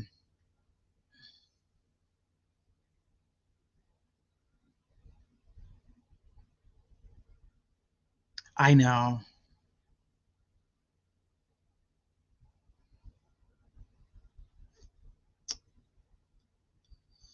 So this is, what are the chances that you have this catfishing weirdo messaging the girls and wanting to meet up, and then you happen to have some other weirdo who happens to be there at the same time who ends up killing the girls? Like, how is that? I mean, that's a lot of bad luck. Like, how do you get where you have this weirdo who wants to do bad stuff to you, and then you end up falling into the hands of another weirdo who does weird stuff to you? That's very strange to me. So that takes me back to being with the Keegan Klein stuff, but that's not what we're talking about right now. So we're going to finish talking about what we were talking about, because I just don't. I have heard from the get-go that there was, the way that everything was posed was somewhat ritualistic. This isn't new. It's just now like actually seeing what these sticks supposedly looked like. Yeah, we're messaging Anthony Shots, and now all of a sudden we're being killed by a cult. I don't know how you get from one to the other.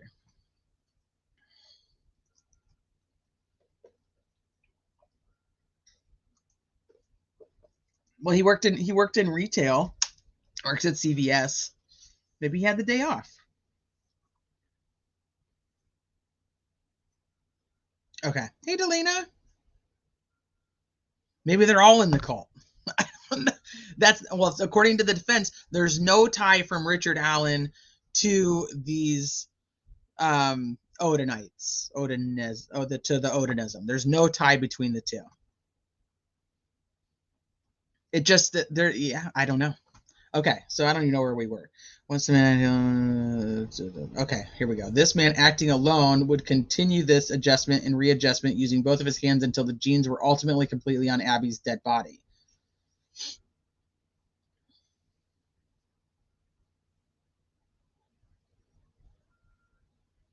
Okay, so where are Abby's jeans? Where's Abby's jeans?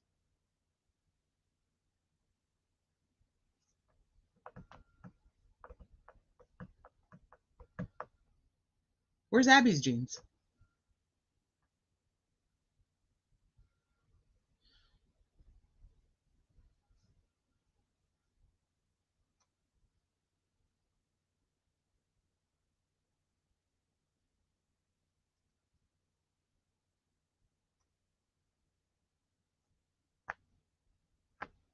Yeah, that's what I'm wondering. I'm trying to figure out exactly what clothes would have been there, been gone. He was gone home before they were missing. There was a pair of underwear and a sock. So, if I'm remembering reading this correctly, I don't know.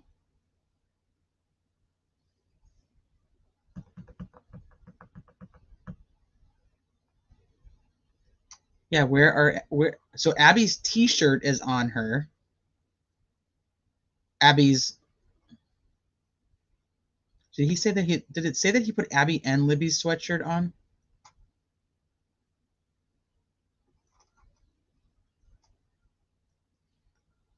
Here's the pink shirt. We know that.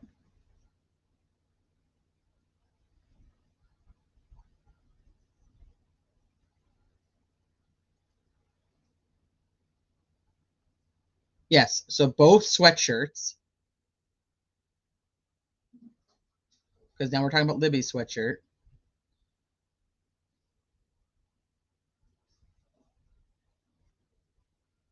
Where's Abby's jeans?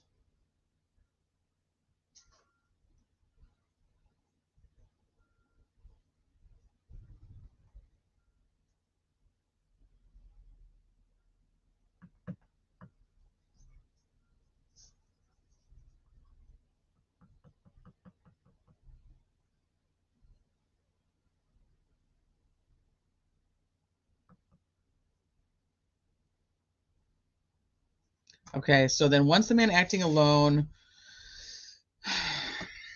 okay, had successfully completed the task of dressing Abby in the first bra, the second bra, the pink shirt, Libby's sweatshirt and jeans,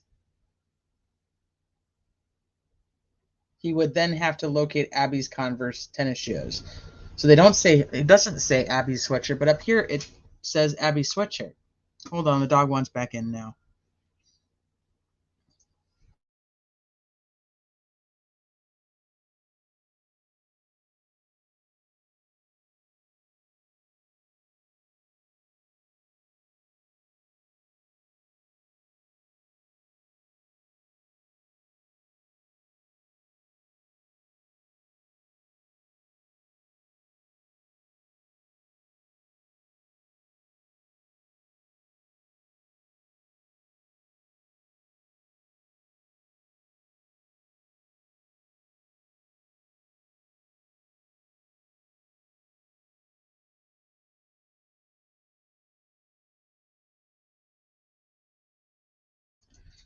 Okay.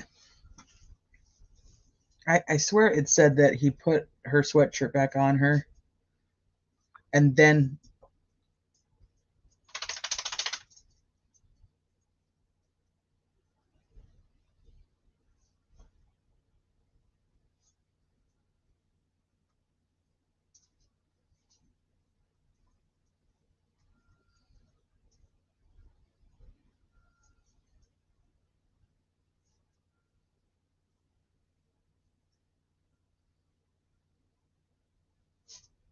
no, so her sweatshirt's gone? Okay, so far unaccounted for, we don't have her pants.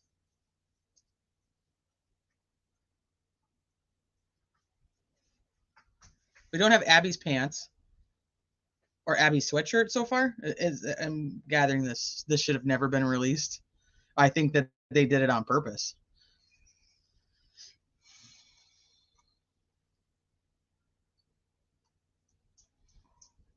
Or a hunter, lol. That's what I was thinking too. I don't know that it was resealed. I heard that yesterday. Somebody messaged me that, but I couldn't actually find where it was resealed. And when I went and looked at the website, it was still there under motion for Frank's hearing. So I don't know if it actually got resealed, or I don't know. I've not been able to find anything one way or the other.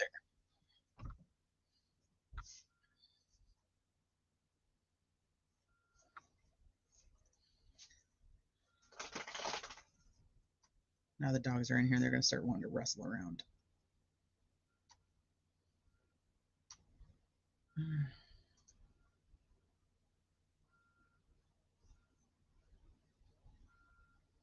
Okay, so Jen, this is a great question. I do think they said that part of the, well, this is actually, I think the family had said at one point that part of it's just audio.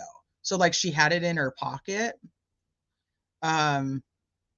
And so you can see like she's recording, but like it puts it like back, like it's in her pocket as he gets like closer, and you can hear what's being said versus see what's being done.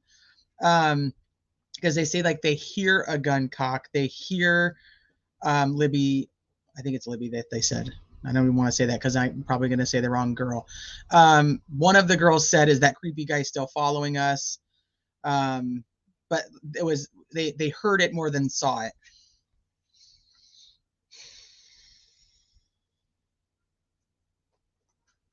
Okay, so the Abby in the first bra, the second bra, the pink shirt, Libby's sweatshirt and jeans. He would then have to locate Abby's Converse tennis shoes. Once the man acting alone had located Abby's black Converse tennis shoes with white laces, he would have to use his dexterity to lift Abby's leg with one hand while using the other hand to place Abby's tennis shoe on her left foot. Once the man acting alone had completed the task of placing Abby's left Converse tennis shoe with the white laces back onto Abby's left foot, he would have had to have grabbed Abby's other tennis shoe. Like, once again, all this stuff is not something that I don't think that he could do by himself. Once the man acted, I mean, he's just putting shoes on. He would have used his dexterity to lift Abby's right leg, using the other hand to put her right Converse tennis shoe on her right foot. Once the man acting alone had placed both shoes on Abby's feet, he would have had to have located the right twigs and sticks that could be fashioned into antlers, horns. That right there, yeah. Once those twigs were found, then the man acting alone would have had to have laid the twigs, sticks over Abby's hair so that they crossed and crudely resemble antlers. Since there appeared to be no blood on Abby's tennis shoes and other clothing other than around the neck area, this man acting alone would have been extremely careful to avoid any of the blood that came out of Abby's neck, as well as Libby's neck. Because the river is very close to the murder scene, the man acting alone could have also walked to the river following the cutting of the girl's necks in order to wash and clean the blood from his hands before touching Abby's naked body and before placing the clothing back on Abby's naked body. Another possible explanation as to how Abby had no visible blood on her body or clothes other than near the site of the wound is that the man acting alone had hanged Abby on a tree, stringing her up by her feet. This method, consistent with pagan sacrificial rituals found on Brad Holder's Facebook page, would allow the blood to drip out of Abby's neck more quickly and would also prevent the blood from desecrating Abby's body, especially if the man acting alone was able to hold Abby's arms away from her body as the blood spilled out of her neck. Once this man acting alone had successfully completed the task of locating and putting on Abby's tennis shoes, then he would have to identify certain sticks that he would use to place on Abby's body. Now, because at least one of the branches appeared to have a clean cut end, this man acting alone either brought out his saw, a saw that he had either stashed at the murder scene ahead of time or had carried on his person as he walked on the bridge, and then used the saw to cleanly cut the end of at least one of the branches, or he located the branch with the clean cut end that he, the man acting alone, had either stashed ahead of time, had carried with him on his person, or the man acting alone just so happened to found a branch with a clean cut end on the ground in the woods, which is possible.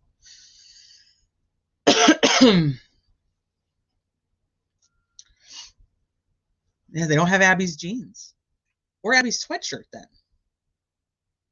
I guess in my mind, I thought that she had both sweatshirts on.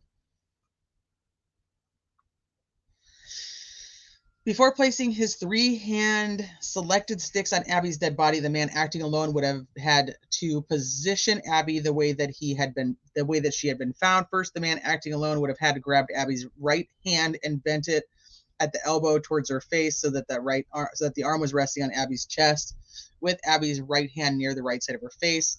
Next, the man acting alone would have had to have grabbed Abby's left hand and bent it at the elbow toward the left side of Abby's face, with the arm and hand resting on Abby's chest, with her left hand near the bottom of the left side of her face. Once the man acting alone positioned Abby's right and left arm the specific way that he wanted, he would then have taken Abby's right leg and bent it at the knee. Once the man acting alone had bent Abby's right leg at the knee, it would have taken the bent portion of Abby's right leg below the knee and placed it under Abby's left leg, which was positioned in a straight line. There's also the possibility that's how she landed when he put her there. Hey, Stephanie. Hey, Chopper. Yeah, don't drink the water. Oh, hold on. Is already threatening all of us. He said he's watching channels discussing it and taking screenshots of chatters and might make some money from this.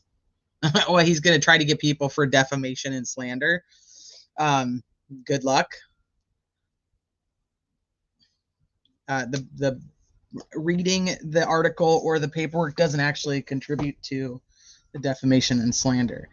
But I don't care. I'm not saying anybody in this is. I'm just reading the damn paperwork, and it's making me go, what the hell's going on? Later in this brief, you'll see a Facebook post in which a few weeks before the murders, a man that looks like Patrick Westfall is using an electric saw to cut a tree branch. Brad Holder then leaves a comment that says, cutting runes.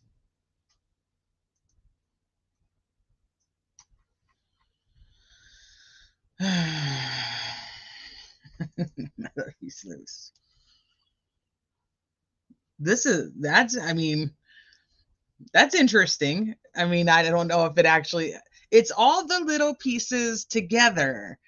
And so we go, okay, if you just take the piece where you have Patrick Westfall using a saw, cutting a branch on Facebook, whoopity freaking do.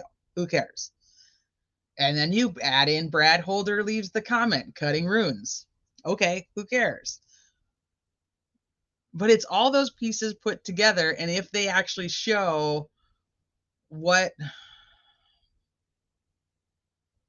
they show that these sticks actually make up something, it's those that this is the way that circumstantial evidence stories go together.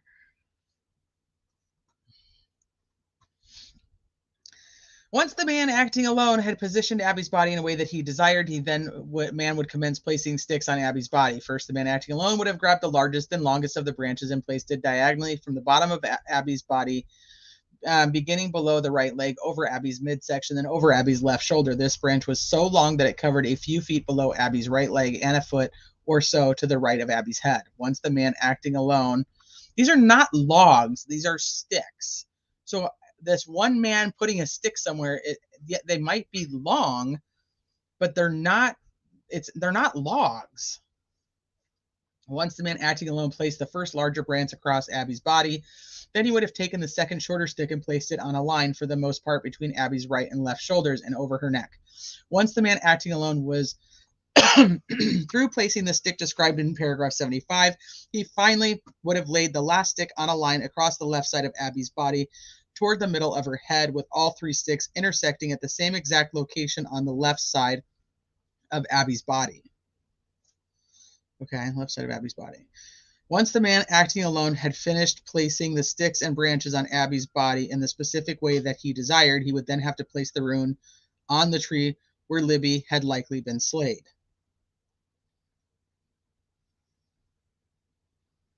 Okay, there's no way to show what order that was done. So this is all conjecture. The man acting alone would have had to have taken some of the spilled blood from Libby, dipped his finger or some other type of object into Libby's blood. Once the man acting alone would have dipped his hand or some other object into Libby's blood, he would have then walked away from the bodies and toward the tree where Libby had been slayed.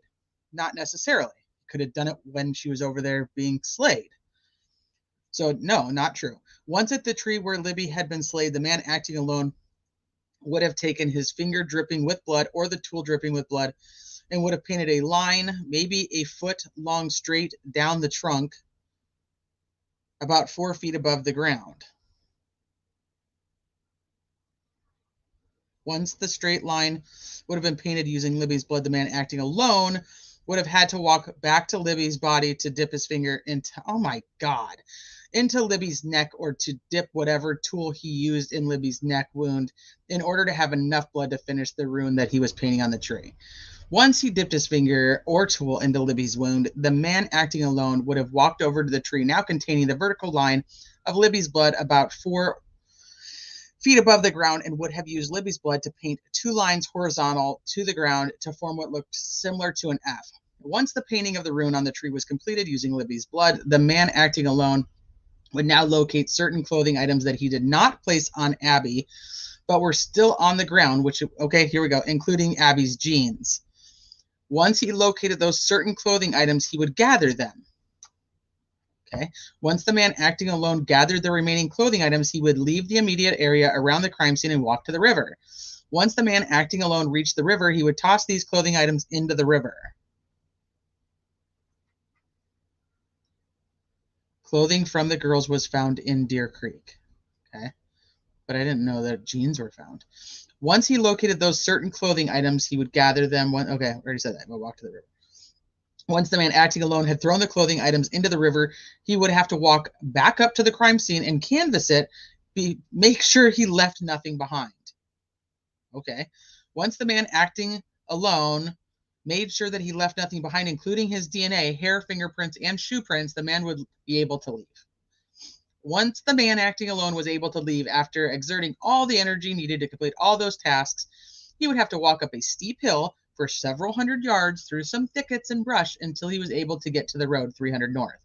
Although this man acting alone was somehow smart enough to keep his DNA, fingerprints, footprints, hair, and other evidence out of the crime scene, this man acting alone was apparently dumb enough to decide to walk down 300 north in the middle of the day, headed west, easily visible to the public and easily visible to anyone driving a vehicle on 300 north like Sarah Carbaugh.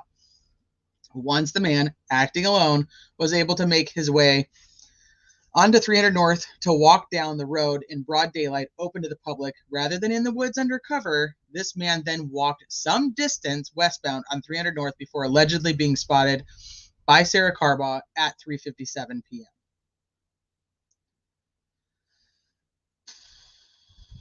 One man, 5 foot 4 inches in stature, handled all these tasks, from the abduction at the High Bridge to the crossing over the cold flowing river to the subduing of one girl while the other is killed to the killing of the second girl, waiting while Abby died a slow death, then clothing Abby with very little to any blood transfer on said clothing, to the arrangement of the sticks into the runes, to the painting of the F rune on the tree, to the throwing of the clothes and the items in the river, to the departure from the crime scene, and finally to traversing hundreds of yards through the forest, then up a steep hill, then another 100 or more yards until finally reaching 300 north, all the while being so careful as to not leave any DNA or other forensic evidence behind, were all these acts committed by one man acting alone. All these things occurred between 17 minutes and 1 hour and 17 minutes after the girls heard the phrase down the hill at approximately 2:13. Again, not plausible. All these things occurred between 17 minutes and where's the 17 minutes coming from? And 1 hour and 17 minutes after the girls heard the phrase down the hill. I don't know where they're getting 17 minutes though. But okay. So within 1 hour and 17 minutes. I don't see much that couldn't have been done in 1 hour and 17 minutes. All right, we're going to pause so I can come talk to you guys. if the time of death was 3:30 and he was seen walking at 3:57 or whenever, then no, how in the heck would he have done all that? I don't think it would necessarily take that long.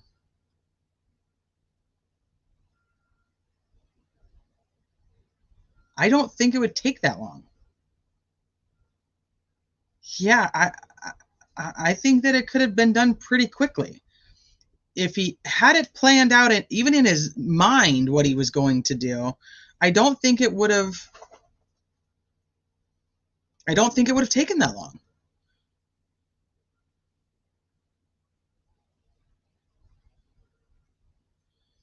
Libby was nude. Libby's blood was on a tree. Was Libby messaging Anthony shots, guys? Yes.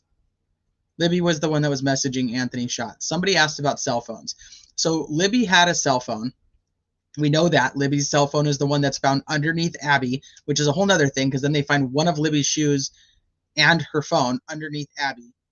If he threw everything else in the water, is this the mistake that he makes? He left those two things behind.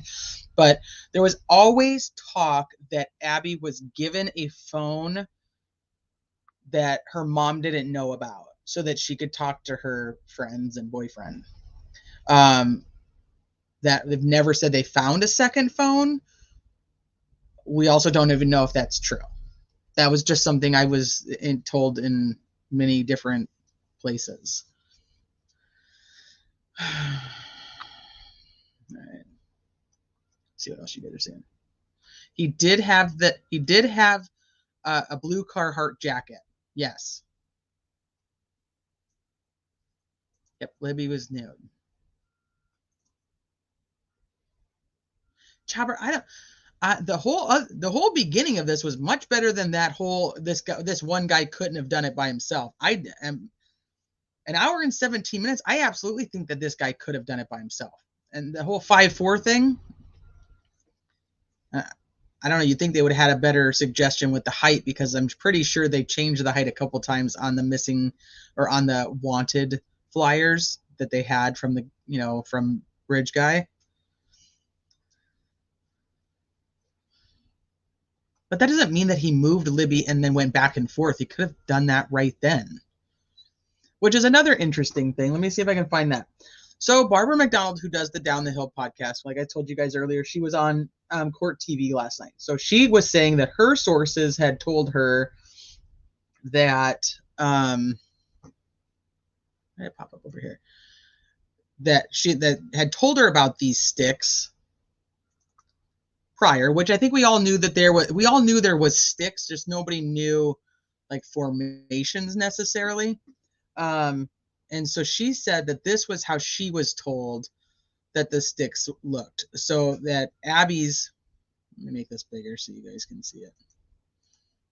So we turn to our Amanda Woolley, who has been not what I wanted to do. Darn it.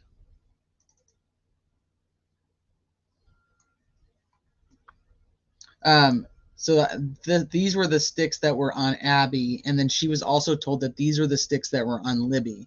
This is different than what the defense is describing being found on Libby, especially because the one stick, this stick in particular, right here, the defense is saying is going straight across, and that there's a V shape over here. You can see it in the comparison to the one that Court TV actually made. This is what the defense is describing, and this is what Barbara McDonald is saying that she was told. So different variations of that. They are not the same. Not the same. This one's closer, but this one isn't even necessarily accurate because they said it's on the left side of her body. So it would be closer to over there. And then she also said that the one big thing that I was surprised that they didn't take the sticks. They didn't take the sticks into evidence. They actually tried to go back weeks later, apparently, and try to find the sticks. Like, talk about you're going into the woods to try to find sticks that you think are the same sticks that were found on the bodies.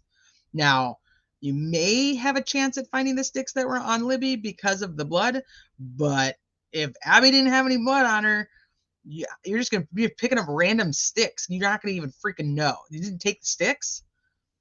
That's ridiculous. Yeah, Corey, it's ridiculous. So she also said she was told about the blood on the tree, but that originally the cops thought that it was possibly like the palm print, or like the side of the palm, like somebody like had blood on their hands and like touched it.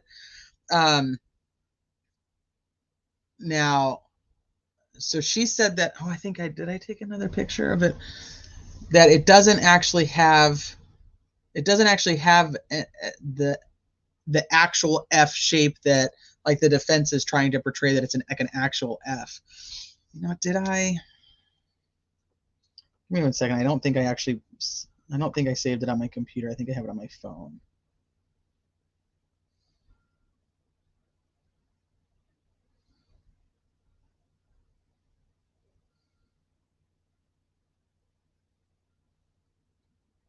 This one.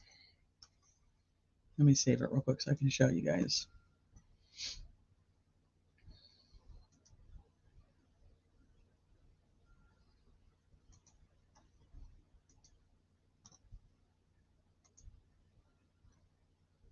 Okay, here.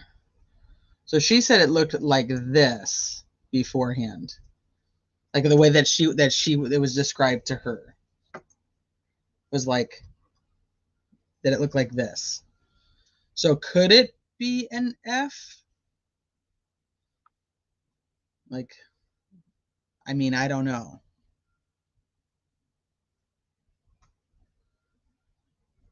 Hey, Peppermint Tea.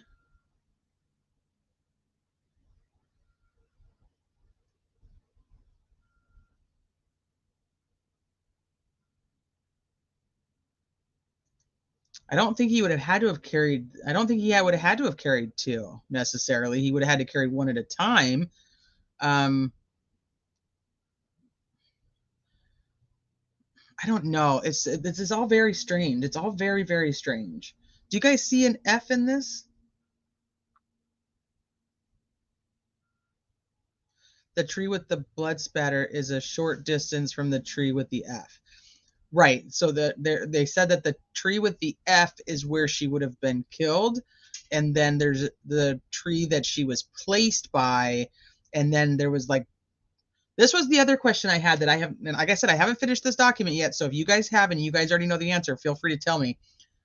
The blood that was on Abby, they said that there was like drippings basically on her. Was that all her own blood? None of it was Abby's?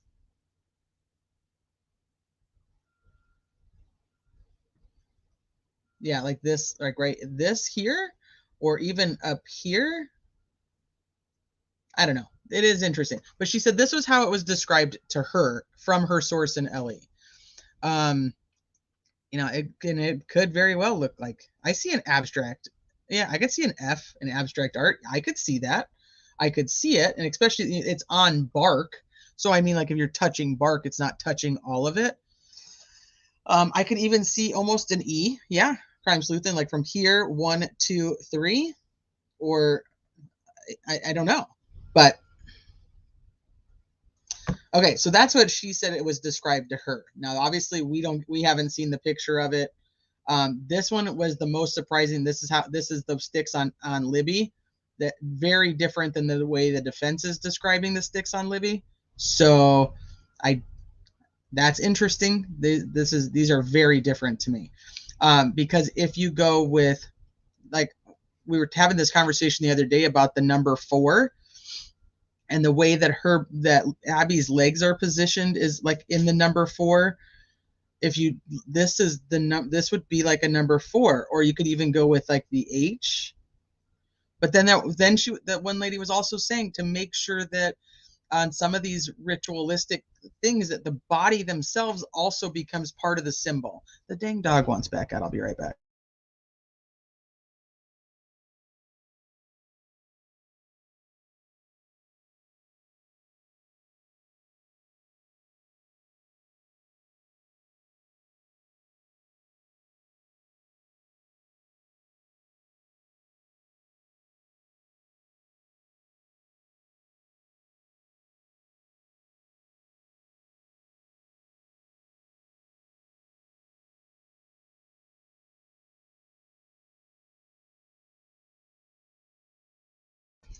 So the symbolic F for this that they're talking about, yes, let me show you. I can show you that. I have that. Now, where did I put it is the question. Let me see.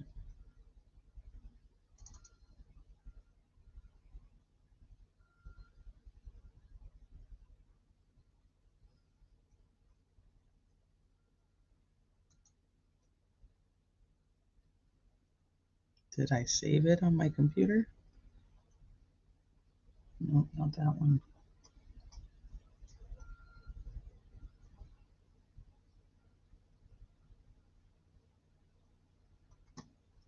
Hold, please. I know I have it, but I sent it to Sleuths. Investigates.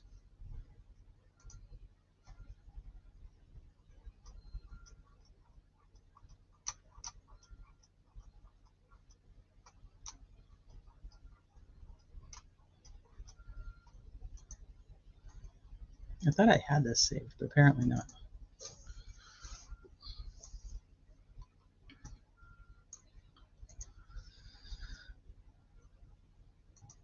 Close that. So the girl who was catfished was found totally naked. Yes.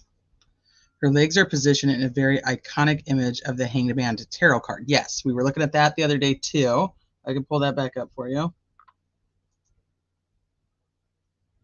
And then also, which is it's similar, and it's actually closer to the painting that Mr. Holder had on his Facebook that he says he painted, because of the right leg being tucked under versus the left leg, which was what the tarot card had.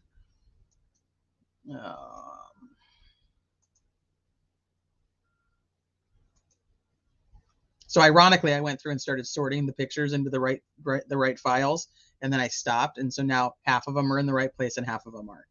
So just bear with me. I'll find it. There we go. So there you go.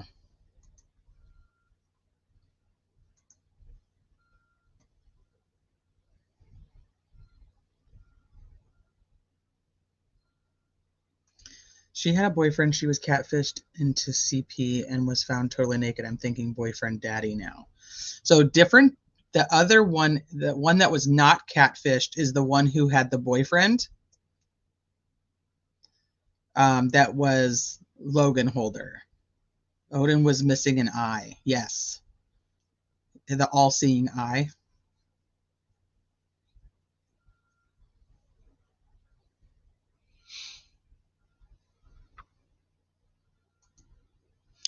So that's the thing too, is apparently to law enforcement, some believed that it was just like sticks and stuff that was just a quick temporary throw over the bodies to try to hide them. Other law enforcement officers, when they looked at the crime scene, were like, this is done intentionally, and believed that it could possibly be Odinism. So this is why one of the officers tried to say that he went to a professor, and the professor ruled out the Odinism, but he could never provide documentation of the professor he spoke to. No professor came forward, and all the professors that were asked said they were not talked to. And there's no conversation that is documented showing that this conversation ever took place.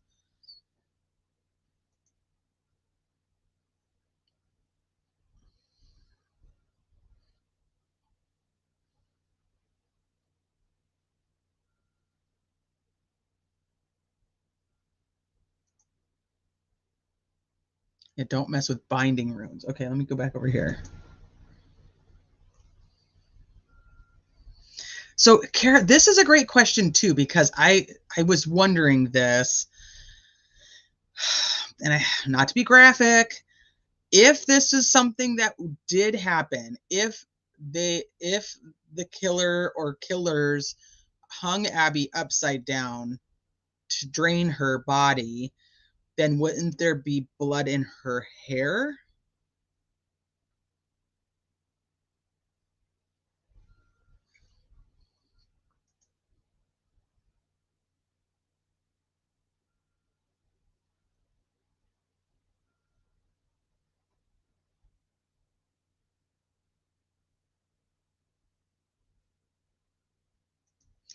Chopper, that's very possible. It's very possible. Okay, let me see. So this is the binding runes.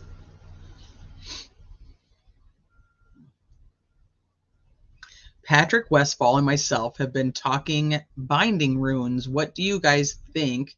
So many possibilities.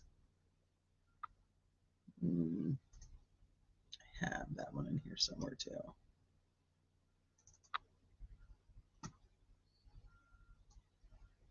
So that's from Brad Holder's Facebook, the binding runes.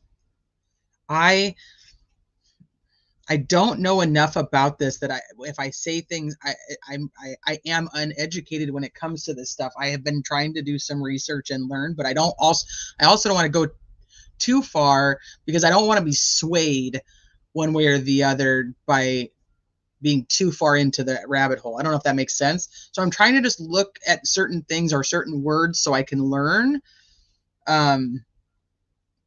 Because I don't know enough about this particular. I don't know enough about Odinism itself to be able to have like what I feel is like an intellectual conversation to say one way or the other about anything. Were they cleaned? That's a great question too. So since there was water right there, like did he purposely like take her down and clean her off before dressing her? That's possible. If you're going to take her pants, you put Libby's pants on her, did he just not know whose clothes belong to who?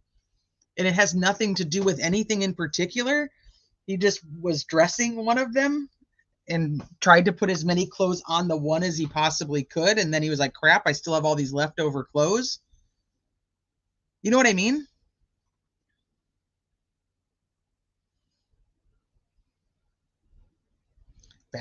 Yeah. And this is what I was trying to say about religion too, is I do believe that every religion has their quirky people. So people were asking earlier if there was any other like quote unquote sacrificial, things done. This was a post that was done that we found from nearby, and it's like animal bones and weird stick figures. This is why I said I don't want to say too much because I'm not educated in knowing these types of things. Would I love to talk to somebody who is? Absolutely. But these were like other like shrines or I don't even know. I don't even know what you would want to call this. Did I already bring that one up?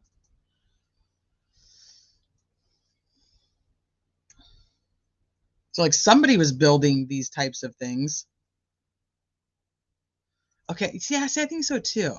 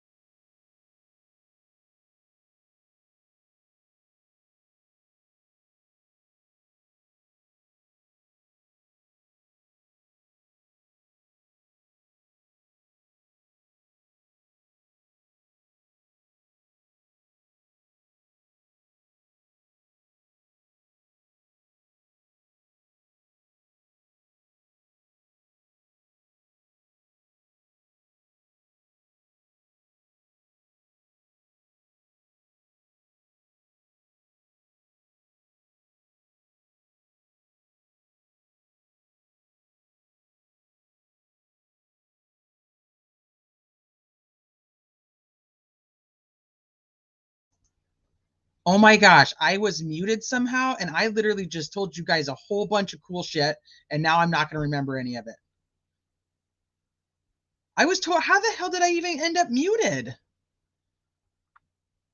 Oh my gosh. I just said all kinds of stuff too. I should have been recording myself.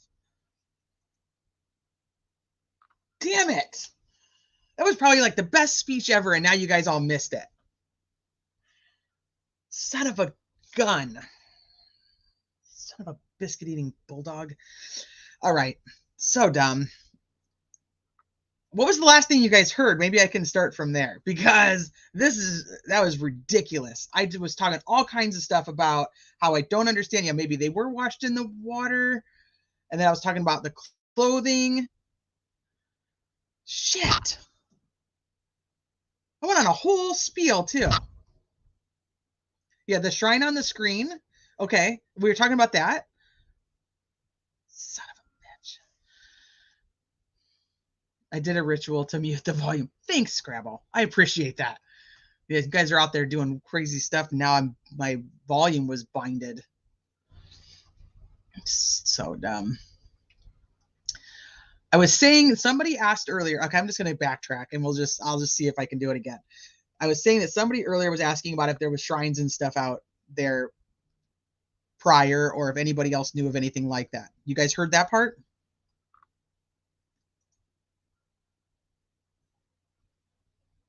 And then I was like, it doesn't make sense why he would put one of the girls in all of the clothing, or at least try to. And even if you take away the sticks, and if they have any symbolism, the fact that the two girls were found completely differently, or their bodies are very different, one clothed, one not, one with blood, one cleaned, all of those things, that is interesting in itself of a crime scene like this. It doesn't make sense to leave the girls like that and it not have some form of meaning just in itself.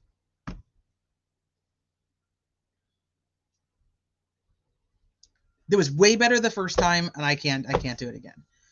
But I'll say there's some type of ritualistic something or other to the fact that the girls were found differently. Hey, Nana Banana.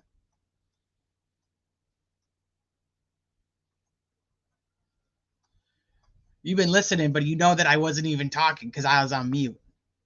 Libby was a bit bigger than Abby. Probably easier to get her in bigger pair of pants. Right. So that's the other thing I was thinking, though, is because were the clothes wet? And like one of the people in chat was saying earlier, is if the clothes are wet, they're going to be even harder to get on.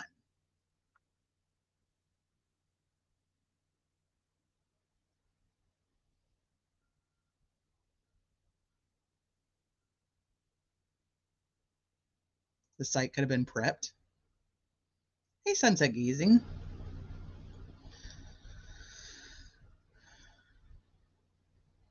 I feel that there are others involved but didn't do the crime. I think that the biggest thing is going to be, if Richard Allen is involved, then how do you tie him to anything that would have these quote unquote ritualistic things, even if it isn't Odinism? If it's anything, why did he, if he's the one who did it and acted alone, why did he do the things the way that he did? What was his purpose? What would have been his purpose? What would have been the reason behind it? Princess Megan Elsa?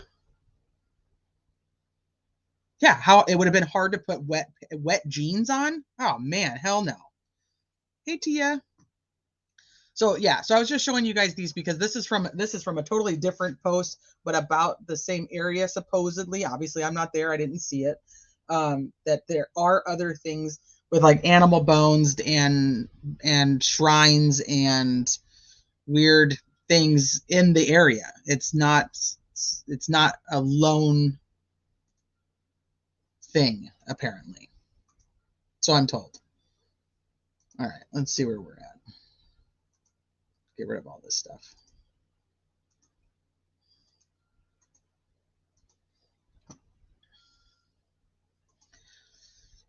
So a crime of opportunity, I have a plan. I go to the bridge. I know I'm going to look for somebody there.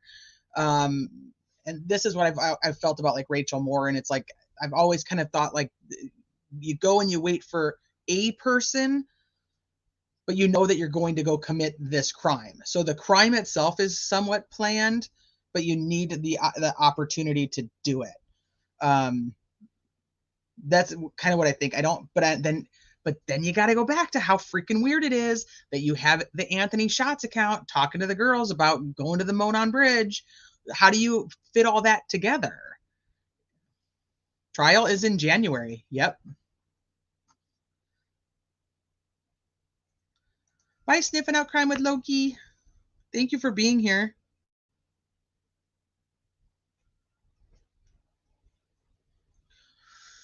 Well, Chopper, we might know something because the state still has they still have to respond to this entire whatever this memorandum. So and I don't think, my personal opinion is, I don't think they have a choice now but to respond.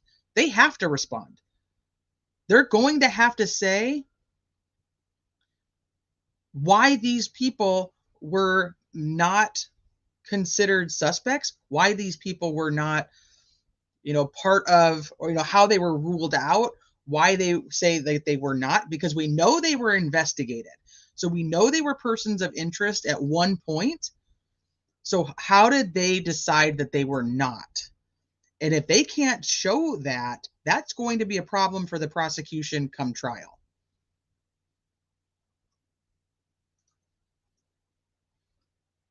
Could this man carry 2 dead bodies at once and not leave a trail? Question number 1. I don't think he had to carry 2 dead bodies, though. That's the thing. He would only had to have carried 1 at a time. Does R.A. walk with one hand in his pocket? I don't know. I've not seen videos of him walking. The videos I remember seeing of him, he was on that like, what do you call that thing? He was sitting with his wife on the thing that like oh shit, what is that called? It goes down like a wire, like a cable. It's like a cable car, but like you're in the air. I cannot think of what that's called right now. But you hear him on that. You don't see him walking. The other stuff, I've seen a lot of pictures, like him playing pool or him just standing, but I don't know if he walks with one hand in his pocket. Skylift. Ski lift, skylift. No, it's a skylift. It was the sky one. It's not the ski one because they weren't at a ski resort. It's like yeah, a skylift. Thank you. God, I couldn't freaking remember that to save my life. Okay. So where were we at? I think we're right in here. At his August 8th, 2023 deposition, Sheriff Liggett was adamant that one person and one person alone, Richard Allen, was involved in the murder of Abby and Livy. However, off record, Liggett doesn't believe that one man was capable of pulling off all of those tasks, especially in such a short period of time, leaving behind a crime scene with no forensic evidence. So he had to have worn gloves then, because he's touching all the clothes, means he's touching buttons, he's touching the strings on the shoes, he's touching the shoes themselves. That's a lot. He's touching a lot of stuff. And we know that Lesenby had said that they had DNA.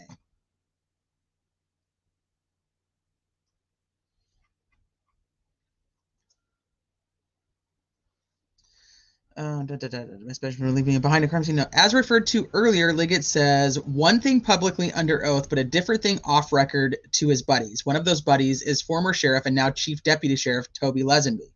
The day after Liggett's August 8th, 2023 deposition, Toby Lesenby was subject to a deposition. When Lesenby was asked at his deposition how many people he believed were involved in the murder of Abby and Libby, he provided a different answer than Liggett. He indicated that at least 2 people were involved. The reasons Lesenby gave as to his belief that at least 2 people were involved in the murders was Lesenby's belief that it would be difficult for one person to accomplish what occurred. When asked if any other law enforcement officers shared his perspective, Lesenby provided a surprising answer based on what Liggett had testified to under oath the day before. Yes, at least one other law enforcement officer believed multiple people were involved in the murder of Abby and Libby, Tony Liggett. According to Lesenby's sworn statement, it was common for he, Lesenby, and Liggett to have one-on-one conversations, and that Tony Liggett definitely believed that more than one person was involved. Tony Liggett, who was just the day before under oath, claimed that only one person, Richard Allen, was involved in the murders. Privately behind the scenes was saying something altogether different in one-on-one conversations with his law enforcement friends. This is August 8th. This is last month. August 8th, 2023. That even if Liggett thinks there's two, or is one, Lesenby thinks there's two. This is last month.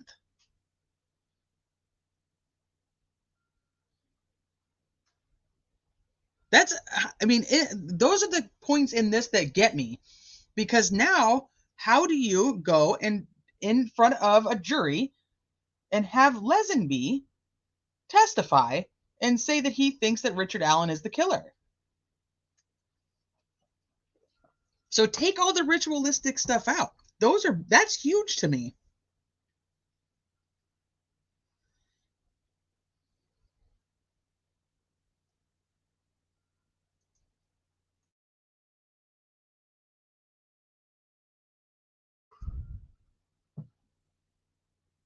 Okay. If a cult consisting of more than one person in a coordinated fashion lured the girls to the bridge, abducted the girls, and then collectively were able to perform all the tasks mentioned in the previous paragraphs, that perspective would cut against Liggett's sworn claim that the murderer acted alone. Conversely, even more problematic for Liggett is that stating under oath what Liggett actually believes, i.e. that more than one person was involved in the murders of Abby and Libby, would then lend credence to the fact that the accumulation of evidence gathered by Murphy, Ferenczi, and Click, which remember are the Rushville investigators, strongly supports that on February 13th, 2017, several men from pagan religious cult were involved. For some reason, Liggett is obviously not interested in wanting anyone, including Judge Diener, to know what the evidence strongly supports that the evidence strongly supports an organized pagan cult as being the killers. Therefore, sadly, it is not surprising that Liggett lied under oath when he claimed in his deposition that only one man acting alone murdered those girls. If Liggett had told Judge Diener that he believed that multiple people were involved in the crime, and if Liggett also provided Judge Diener with the massive amount of missing details of the Odinite involvement in the murders, including the evidence of the Odinite's intimate knowledge of the crime scene, then there is no way Diener would have or should have signed that search warrant. This court will be considering whether Liggett intentionally or recklessly concealed information and intentionally fabricated facts in his affidavit for search warrant. Liggett's duplicity under oath about the number of people he felt were involved in the murders is just one of many reasons to support the belief that Liggett intentionally concealed evidence and fabricated other evidence in his own sworn statement. So, well, Chopper, he supposedly confessed to his wife because the Odinite guard said if you don't confess to your wife on the recorded calls, then your wife and daughter are going to be harmed. So I don't know how you prove that. I think the only way to prove that is with the circumstantial evidence, if they can prove that these two guards specifically had these patches on. They have to be able to prove that, number one. They have already apparently shown that they were tape recording them with handheld camcorders because, according to the guards, it was for the attorney's safety, which is absolutely illegal. You cannot do that. I don't even know how those people would still have jobs or who would have authorized that. That's a whole nother mess. But apparently that's already happened, and I had missed that. They talk about it in this, that they were using the camcorders, but I didn't know that was actually already admitted to.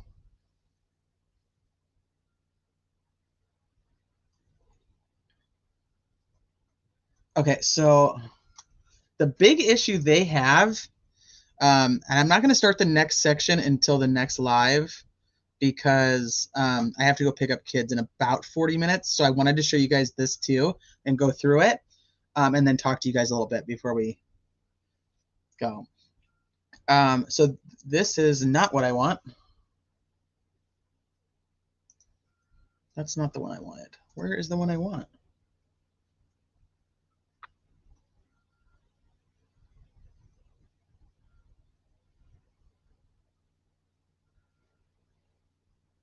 Oh, shit. Hold on.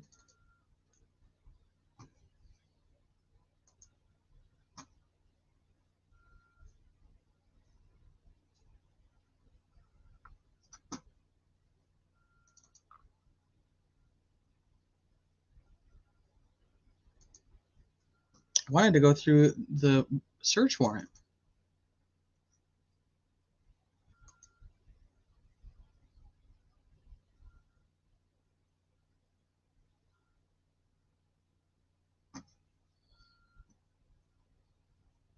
Which I thought that I had saved nicely right here, but apparently I don't. Nope.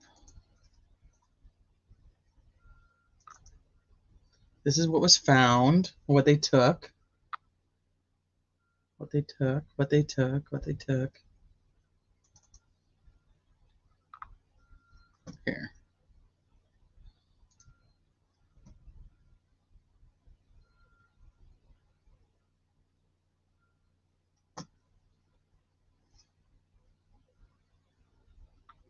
Let me just label them so I can actually get through them in the right way. On Ron Logan's PCA, I'm curious if anything came of that. That's a great question. I don't know, but that's why I'm saying, like, there's still things that we don't have and we won't have until trial, because we know that there is evidence that was collected, but it's not coming up in any of these things. Now, does it point to Richard Allen? The biggest thing that we know points to Richard Allen is the bullet. But this memorandum that we're reading through states that there is no proof that it's the same bullet. There's a chain of custody, and there's no photographs, no known photographs yet of the bullet besides it being in the ground.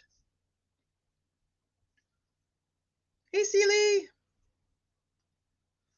All right, let me label these so I can actually get them in order. Dang it. I thought I did this already.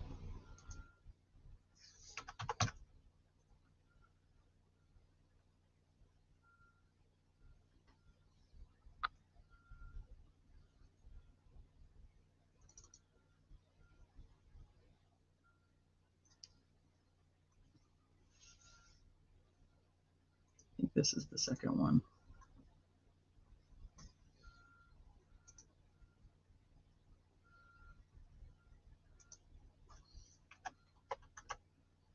And then I think this is number 3.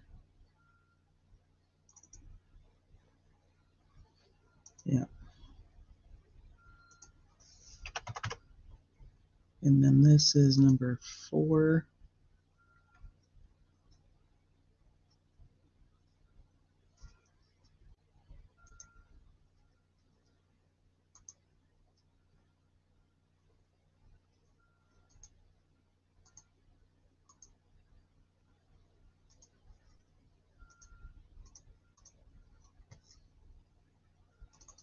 This is 3. Give me just a second. Sorry, guys.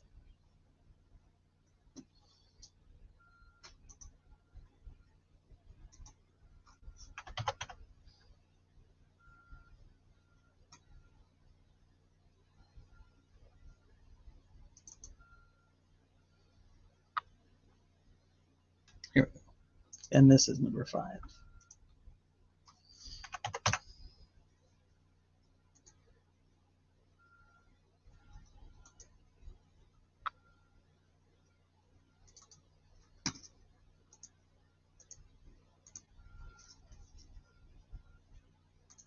Okay. So this is the whole thing about this memorandum of 136 pages is because of this search warrant. I don't know, Lynn, if their lives are necessarily ruined. Are you talking about the victims? Wait, if you're talking about the victims, I may agree with you. I was talking about these other people because they are proud Odinites. So, I mean, I guess if people are going to go claiming that they committed the murder, maybe, but they were actually, I mean, it's kind of dredging up something that's already been kind of out there. Brad Holder's name has actually been, amongst the community of Delphi rabbit holes for a while. Hold, please. Come on, Goofy. Let's go.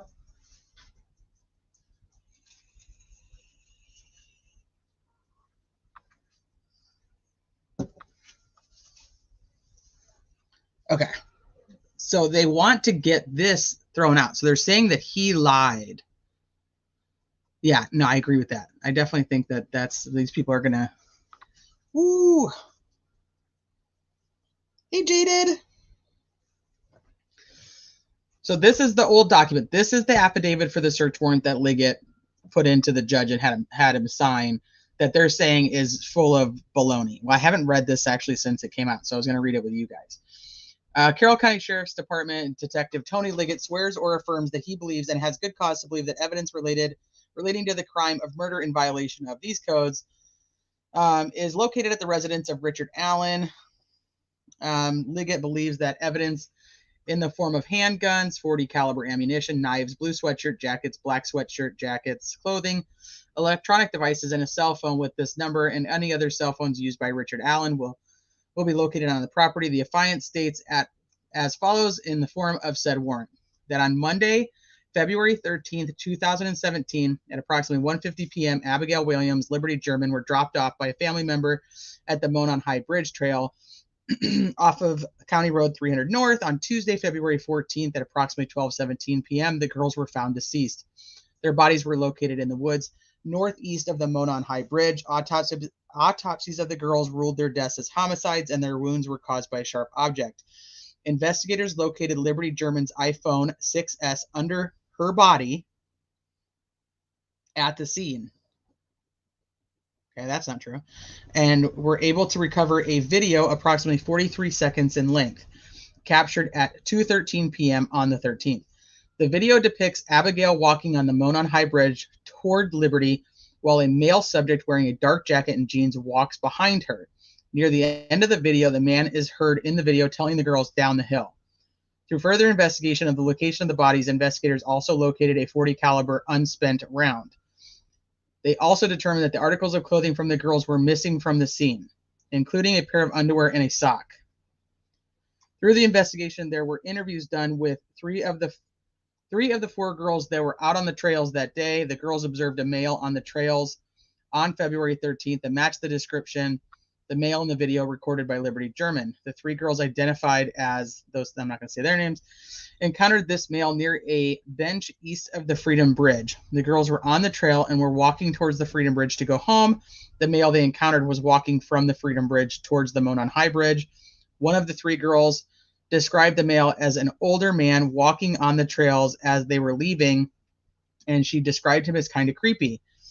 In a text from one to the other, she described the man as wearing light blue jeans, like really light blue jacket, and his hair was gray, maybe a little brown, and he didn't really show his face.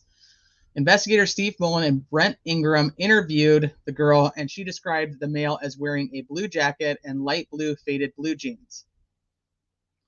The jacket was a canvas duck type jacket. The other girl was also in the group of 4 and said that she said hi to the man, but he just glared at them. She recalled him being in all black and had something covering his mouth. She recalled telling her sister that someone was in a grumpy mood. She went on to describe him as not very tall and bigger built. She said that he was not bigger than 5'10". She went on to say in an interview that he was wearing a black hoodie, black jeans, and black boots. She said that he had his hands in his pockets. An interview was conducted in 2020 of one of the girls. She was able to show investigators a picture that she took on her phone of the Monon High Bridge with a timestamp of 12:43 p.m. She showed investigators another picture she took at the bench just east of the Freedom Bridge when they were leaving at 1:26 p.m. She stated that after she took the picture at the bench, they started walking towards the Freedom Bridge. She stated that's when they walked past the man who matched the description of the individual in the picture. Liggett believes the picture that she is referring to is the picture law enforcement released of the man on the bridge, taken from the video Liberty captured on her cell phone the day of the murders. She described the man as wearing a blue or black windbreaker jacket. She stated the jacket had a collar and he had his hood up from the clothing underneath the jacket. She advised he was wearing baggy jeans and was taller than her. She stated her head came up to approximately his shoulder. She told us that the other girl said hi to the man and he said nothing back. She described the man as walking with purpose, like he knew where he was going.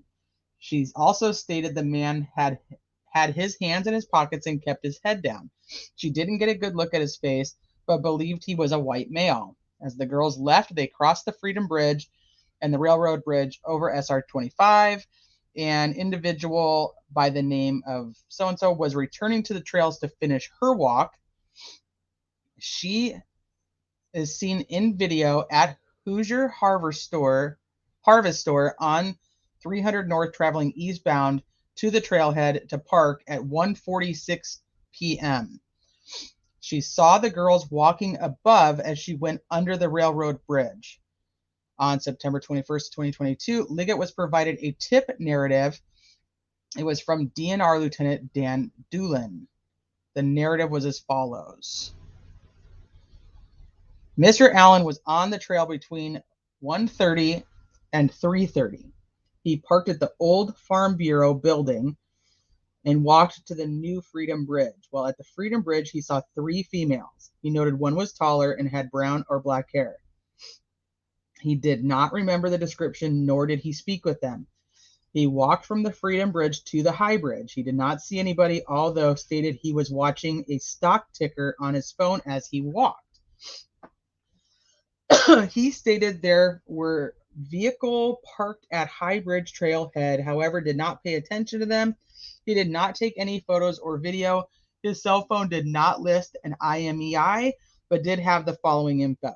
So this was his original, hey, by the way, I was there. Hey, Nay.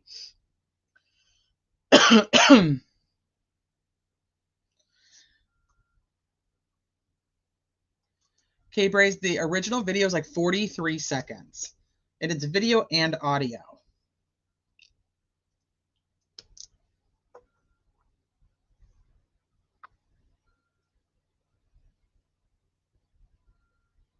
Guys down the hill. Guys down the hill. Guys down the hill.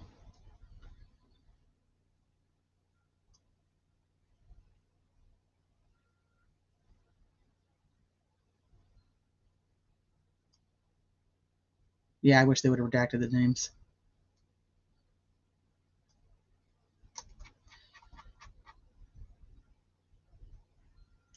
So I don't see an issue with the statement that he says he saw the girls and then these girls saw him.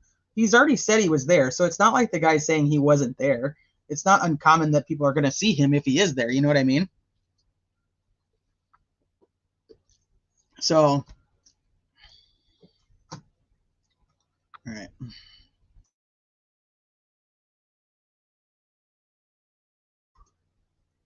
So even the ranger who's doing this, or the lieutenant who's taking this information, has a follow-up. Who were the 3 girls walking in the area of Freedom Bridge? Through the statement of Mr. Allen, he admits that on February 13th, 2017, he parked his vehicle at the old Farm Bureau building from 1:30 to 3:30 and was on the trails at that time. There is no old Farm Bureau building anywhere close to the trails or the bridges. Liggett believes he is referring to the old CPS building. In 2017, Richard Allen owned a 2016 black Ford Focus and a 2006 gray Ford 500. Upon review of video collected from Hoosier Harvest Store on February 13th, investigators were able to locate a vehicle that appears to match Allen's 2016 Ford Focus on the video. At 1:27, This coincides with Allen saying he was at the trails from about 1:30. Liggett then examined the timeline for the day of the homicides. As previously said above, the girls were leaving the trails and passed by a male matching the description of the male in the video taken by Liberty. Kind of, because the girls' descriptions don't even match each other. I mean, they're similar, but they don't actually all match each other. One, he's got a light windbreaker jacket on. He's got a blue a blue Carhartt jacket on. And then one of them says he's wearing black jeans. So match the description of the guy in the video. I mean, yes and no. So, and the statements from the 3 of the 4 girls, Detective Liggett believes that the male the 3 of the girls saw was in fact Richard Allen. Okay, I think that's fair to say, because he says he saw the 3 girls. And the girls are saying they saw him. But now to say that person automatically matches, but they're not actually giving that description. But they are looking at the picture and saying, "Oh yeah, that looks like him." So I think that's interesting. But regardless, they run into each other. We know that. They're all saying they were there. Allen stated that after he passed the girls and he walks to the Monon High Bridge and saw nobody else. Investigators believe that after passing the Hoosier Harvest Store at 1:46. One of the girls parked at the trailhead entrance across from the Mears residence. In her interview, she says there are no other cars at the trailhead entrance at that time. She walked to the Monon High Bridge. And a male matching the male from Liberty's video. She described him as a white male wearing blue jeans and a blue jean jacket. This matches the blue duck canvas jacket that one of the other girls mentioned. She said that the male was standing on the first platform of the Monon High Bridge, approximately 50 feet away from her. She turned around at the bridge and continued to walk. Approximately halfway between the bridge and the main hub of trails, she passed 2 girls walking towards the high bridge. She said that she believed that was Liberty and Abby. At 1:49 on the Hoosier Harvester video, there is a white car that matches Kelsey German's car. Liberty and Abigail would have been dropped off right before this video. Did I say Liberty German's car? Kelsey German's car. I don't know what I actually said. I feel like I said Liberty, but I'm not sure.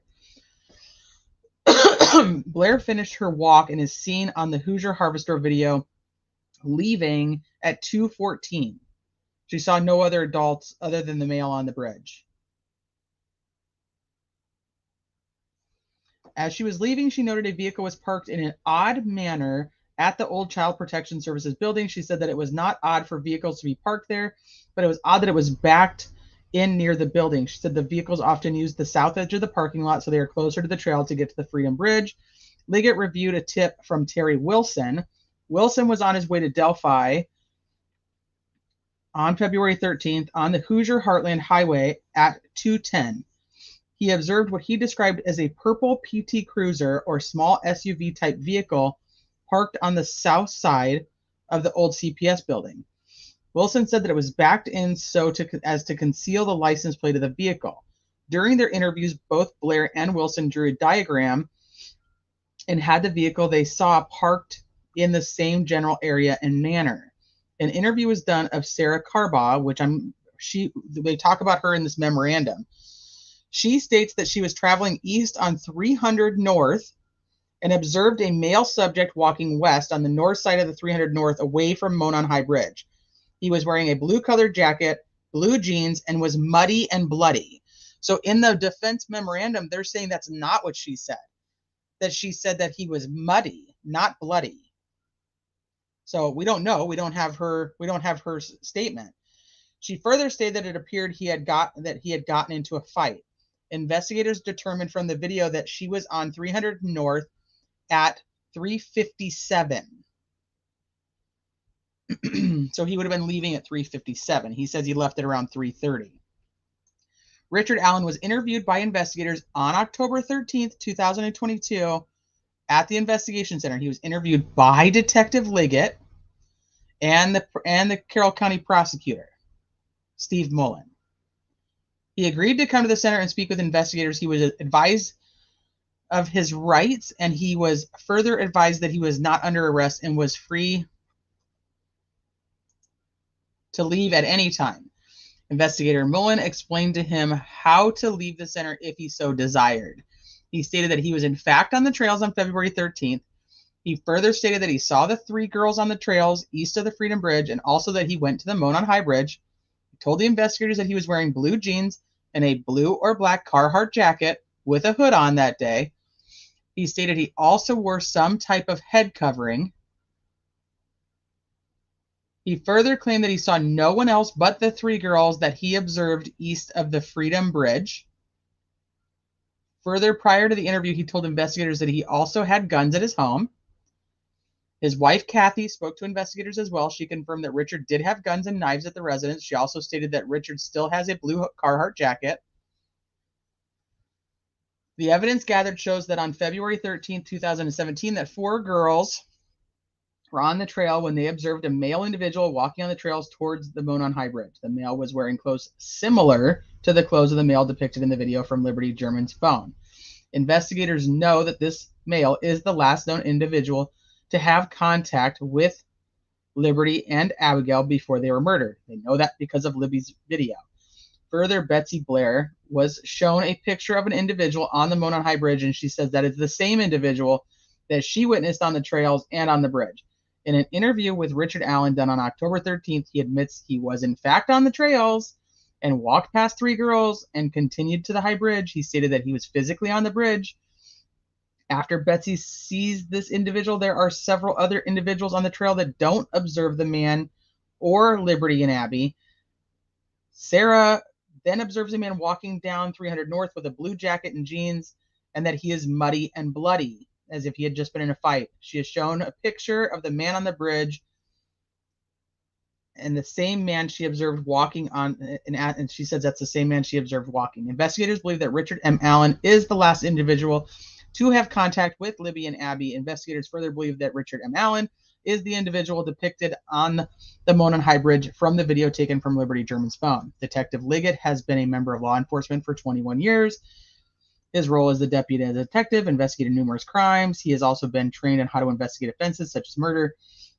He's also participated in training specifically geared toward murder investigations. In many of those cases, evidence of the crime on the individual's cell phone. That evidence includes location evidence in relation to the offense, pictures or videos taken during or after the offense, and evidence in furtherance of the crime or in effort to hide their participation in the crime. Detective Liggett has had an opportunity to review the evidence collected in this investigation.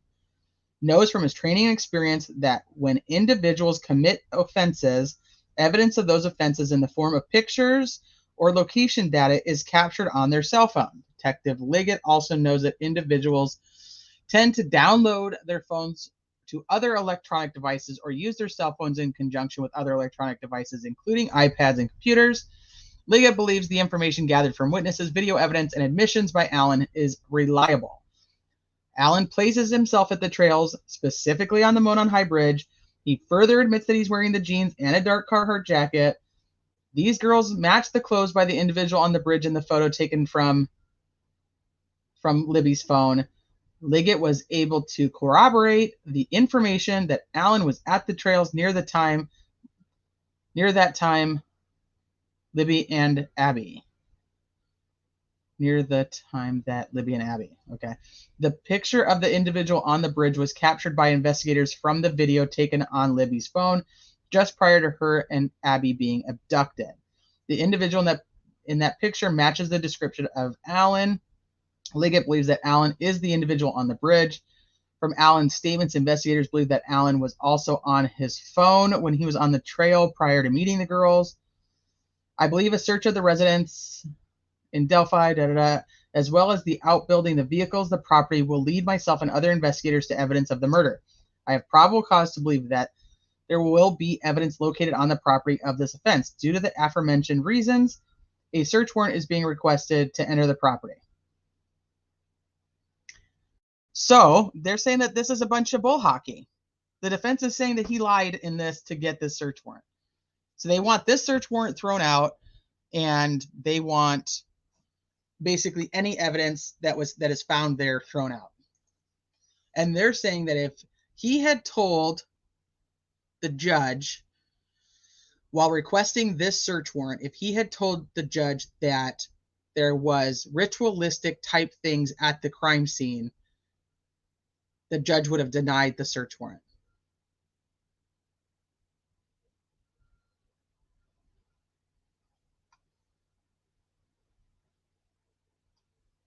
I don't know. What do you guys think? Yeah, if they have the murder weapon, I mean, they have a ton of knives, but we don't know if they have the knife. That's another thing.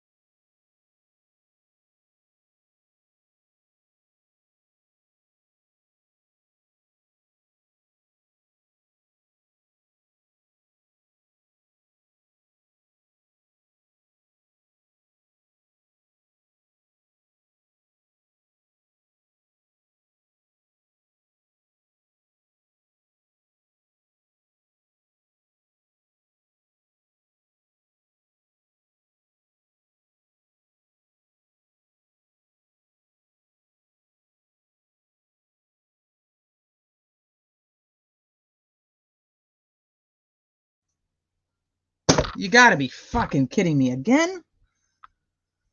Son of a gun. Gosh darn it. Ah, so frustrated. So frustrated with the stupid mute button. I must be hitting it when I'm like trying to change from screen to screen. So dumb. And I probably had a really good speech then too. I don't even know what the hell I was saying. What I was saying was, do you guys think that he lied in this?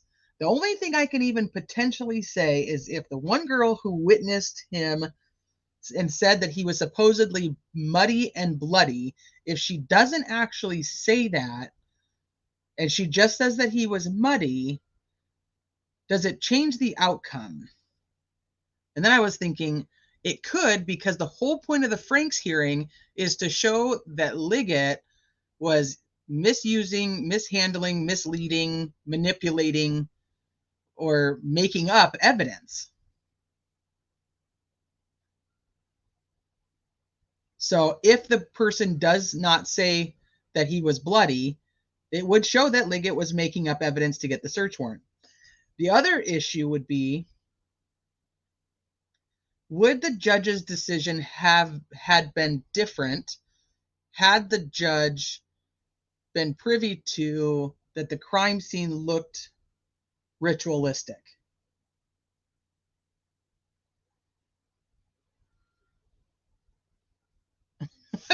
Capered.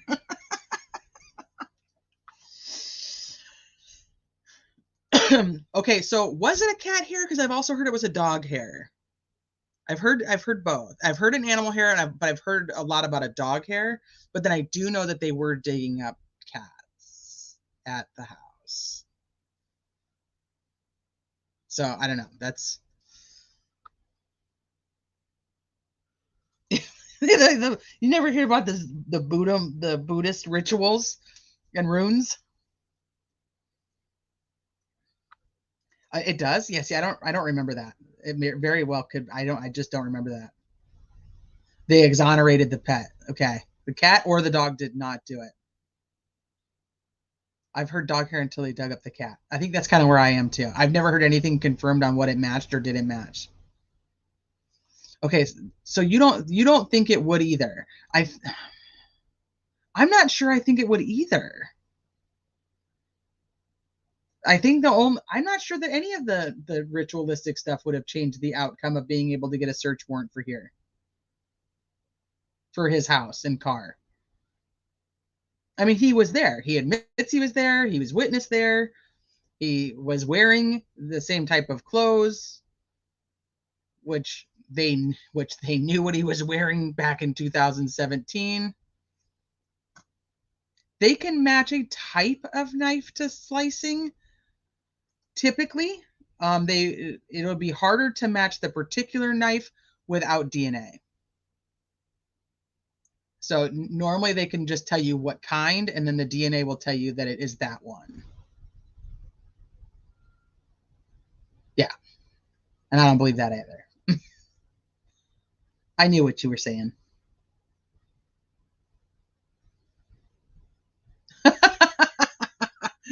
Well, don't take it off for too long. I'm going to have to get off in about 10. I got about 10 more minutes, and then I'm going to have to hop off and go it's Wednesday, so they get out of school a little bit early.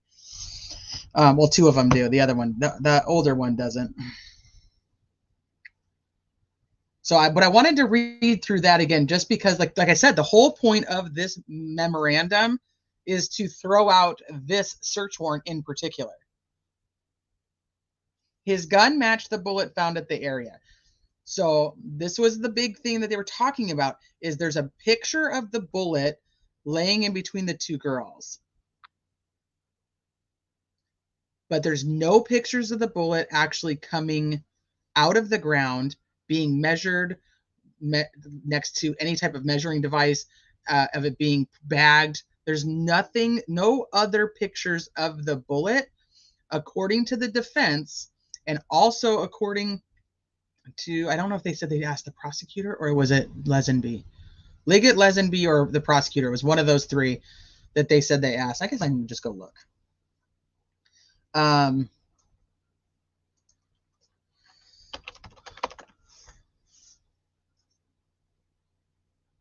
That there was nothing next, that they did not see any. Yeah, Liggett, it was Liggett, admitted that he also had not seen any photographs of the bullet. So now you have a big issue with the bullet. If those photos don't actually exist, because they do say they may exist and they just may be buried in that entire pile of whatever, of the discovery, and they just haven't found those particular pictures, but Liggett says he hasn't seen them either. If they do not exist, that bullet is going to be bad evidence.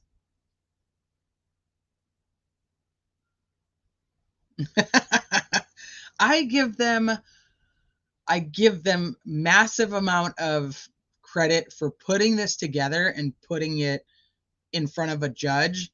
I don't know if I agree with it wholeheartedly, because there's that whole middle section that I don't agree with. The crime scene itself is the most important thing.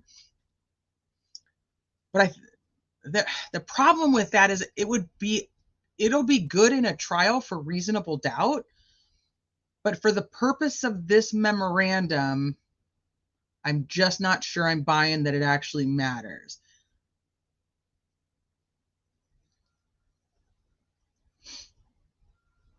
Why is my mouse not working? Oh, here, see? Well, yeah, and bullet analysis. We're going to go back into just all the forensic stuff where they talk about junk sciences, and you just get, all you need to do is the defense needs to get an expert up there that's going to tell you there's no way to prove that it came out of that gun because this is junk science, and look at how many mistakes there are, and here's the statistics on misidentified, whatever, misidentified stripes. The bullet could have been planted. Absolutely. The bullet, he's also been there. These are all possibilities. The problem is going to be they have to have the photographs of that bullet going from point A to point B, or point A to point Z, and they have to have the photographs from B to Y.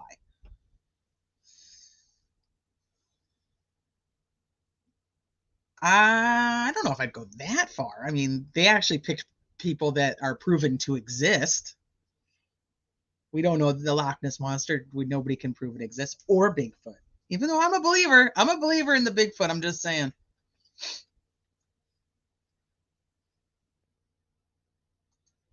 Yeah. So somebody who was in chat last time, and we were talking about it, and it was You know, in the video / audio, you can supposedly hear the gun cock. So if he loses a bullet, because it's not a shell, and did he lose it, pick it up? I'm just thinking in my head. Sorry, I'm thinking. Did he lose it, pick it up, put it in his pocket, and when he's moving all the stuff, all the things around, does it fall out? Somebody was thinking that the other day. I think the defense is doing their job. I don't necessarily believe that this is going to pay off. The way when I first started reading it the other day, I was like, this is really big. But now I'm thinking it's actually going to be really big for reasonable doubt in front of a jury. I do not think that this is going to get them what they want when it comes to the search warrant. Hey, Greg. In order to plant a bullet, Whitnelly would have to know that RA owned that caliber of weapon prior to the search warrant. Well, if it's registered, they would. So if you go with the whole theory that we went back to before, I'm telling you guys, this is not my theory. I'm just saying a theory is that they needed to find the quote unquote culprit, and they went back and looked at all the people that were there that day and who they believed could potentially match the description. So then they looked into him and then got all of his information and then arrested him. So they created a patsy. That's not my theory. That's just a theory. I don't believe that.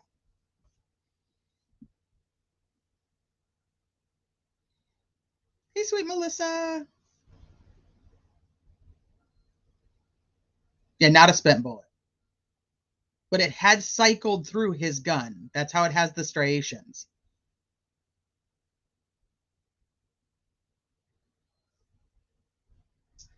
Was that you the other day, Sunshine Country Chickens, that said that? I know somebody in chat said that. Yes, there is a connection between them. And years ago, people were questioning that they were being told that BH was actually at Ron Logan's house that weekend. Anything's possible at this point. I know.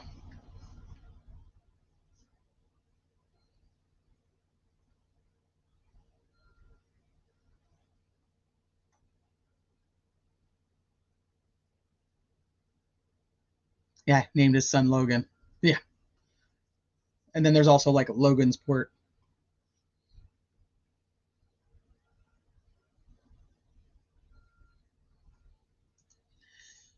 I don't see. I think if you're going to shoot the gun up, I think that's what's really going to draw attention. And if you really do go to the ritualistic stuff, then you're not using a gun. The gun is used to control, and the weapon is the knife.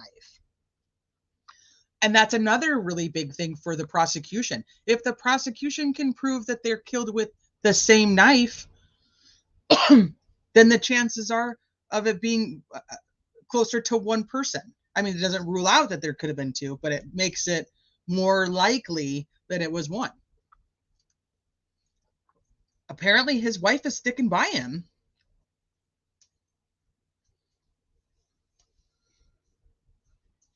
It has to be the water, Jade. It has to be the water.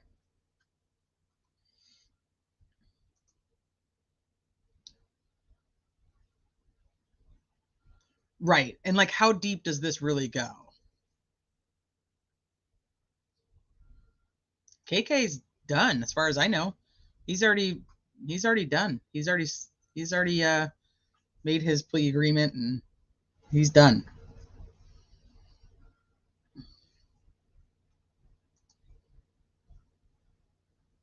Wow, this one they would have actually looked for somebody who looked similar to the bad guy, according to that theory. There can't be a conspiracy in every case. Are you sure, Delana? I'm pretty sure that us on social media can make a conspiracy out of every single case. Don't drink the water in Indiana or Idaho.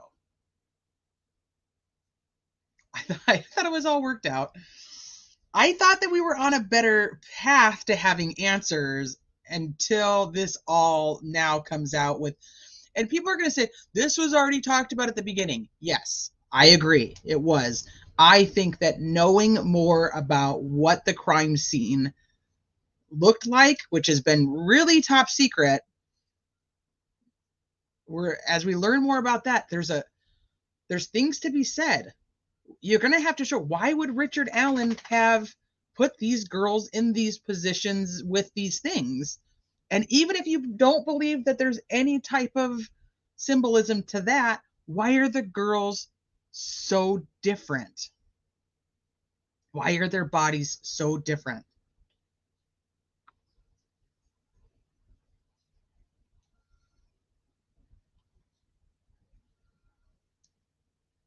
Yep, me too. Me too. Yeah, Jerry Holman was one of the investigators.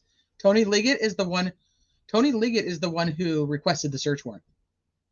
And Tony Liggett is the one they're calling a liar. So a lot of it is going to rest on Tony Liggett.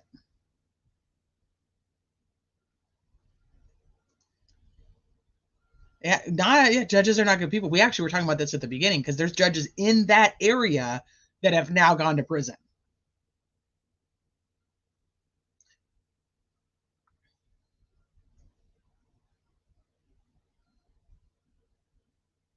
I have my own theory. It's crazy, though. I don't even know what my theory is anymore. I'm so like, this is so, damn. Yeah, lately the water has been, water has been tasting like river water. Uh-oh, don't drink it. Don't drink it. Correction, Brian James. I had it backwards. Oh. At the end of the day, Richard could have been a random pervert and no other parties are involved. The final sentence may end up reflecting that too. And we got some free Odinites. It really could. I think that the biggest thing that I felt after when I started reading this to begin with the other day was, I think what this has done is the trial is going to be a lot bigger than we even thought it was going to be. That was the big one. Yeah, a good rom-com. Okay, I'm actually going to end it. I still want to go over some other parts of this, so hopefully tomorrow I will be back and we can go through the next parts. Let me see where we're at. I think we still didn't get very far, but it is what it is. The whole beginning of this live, I'm sorry that it kind of got totally off track right off the bat. Here we are. Yeah, so we can learn more about this. So I'll be back tomorrow. We'll talk again. We'll go through some more and see if we can wrap our heads around anything else. To each and every single one of you guys, I appreciate you guys being here. To those of you that are watching on replay, I appreciate you guys watching on replay. I know that you guys have 1,000 other people that you could watch and 1,000 other places you could be, and you choose to spend your time here with me. And I cannot tell you how much I appreciate that. There's no words to tell you. So thank you. Go and enjoy the rest of your Wednesday. I'm going to go pick up children from school. I'll find out if they even, well, the little one doesn't have anything to do with it, but I'll find out if the middle even knew what was happening, because that'll be curious to me. Bye for now. Take care of you and enjoy your day.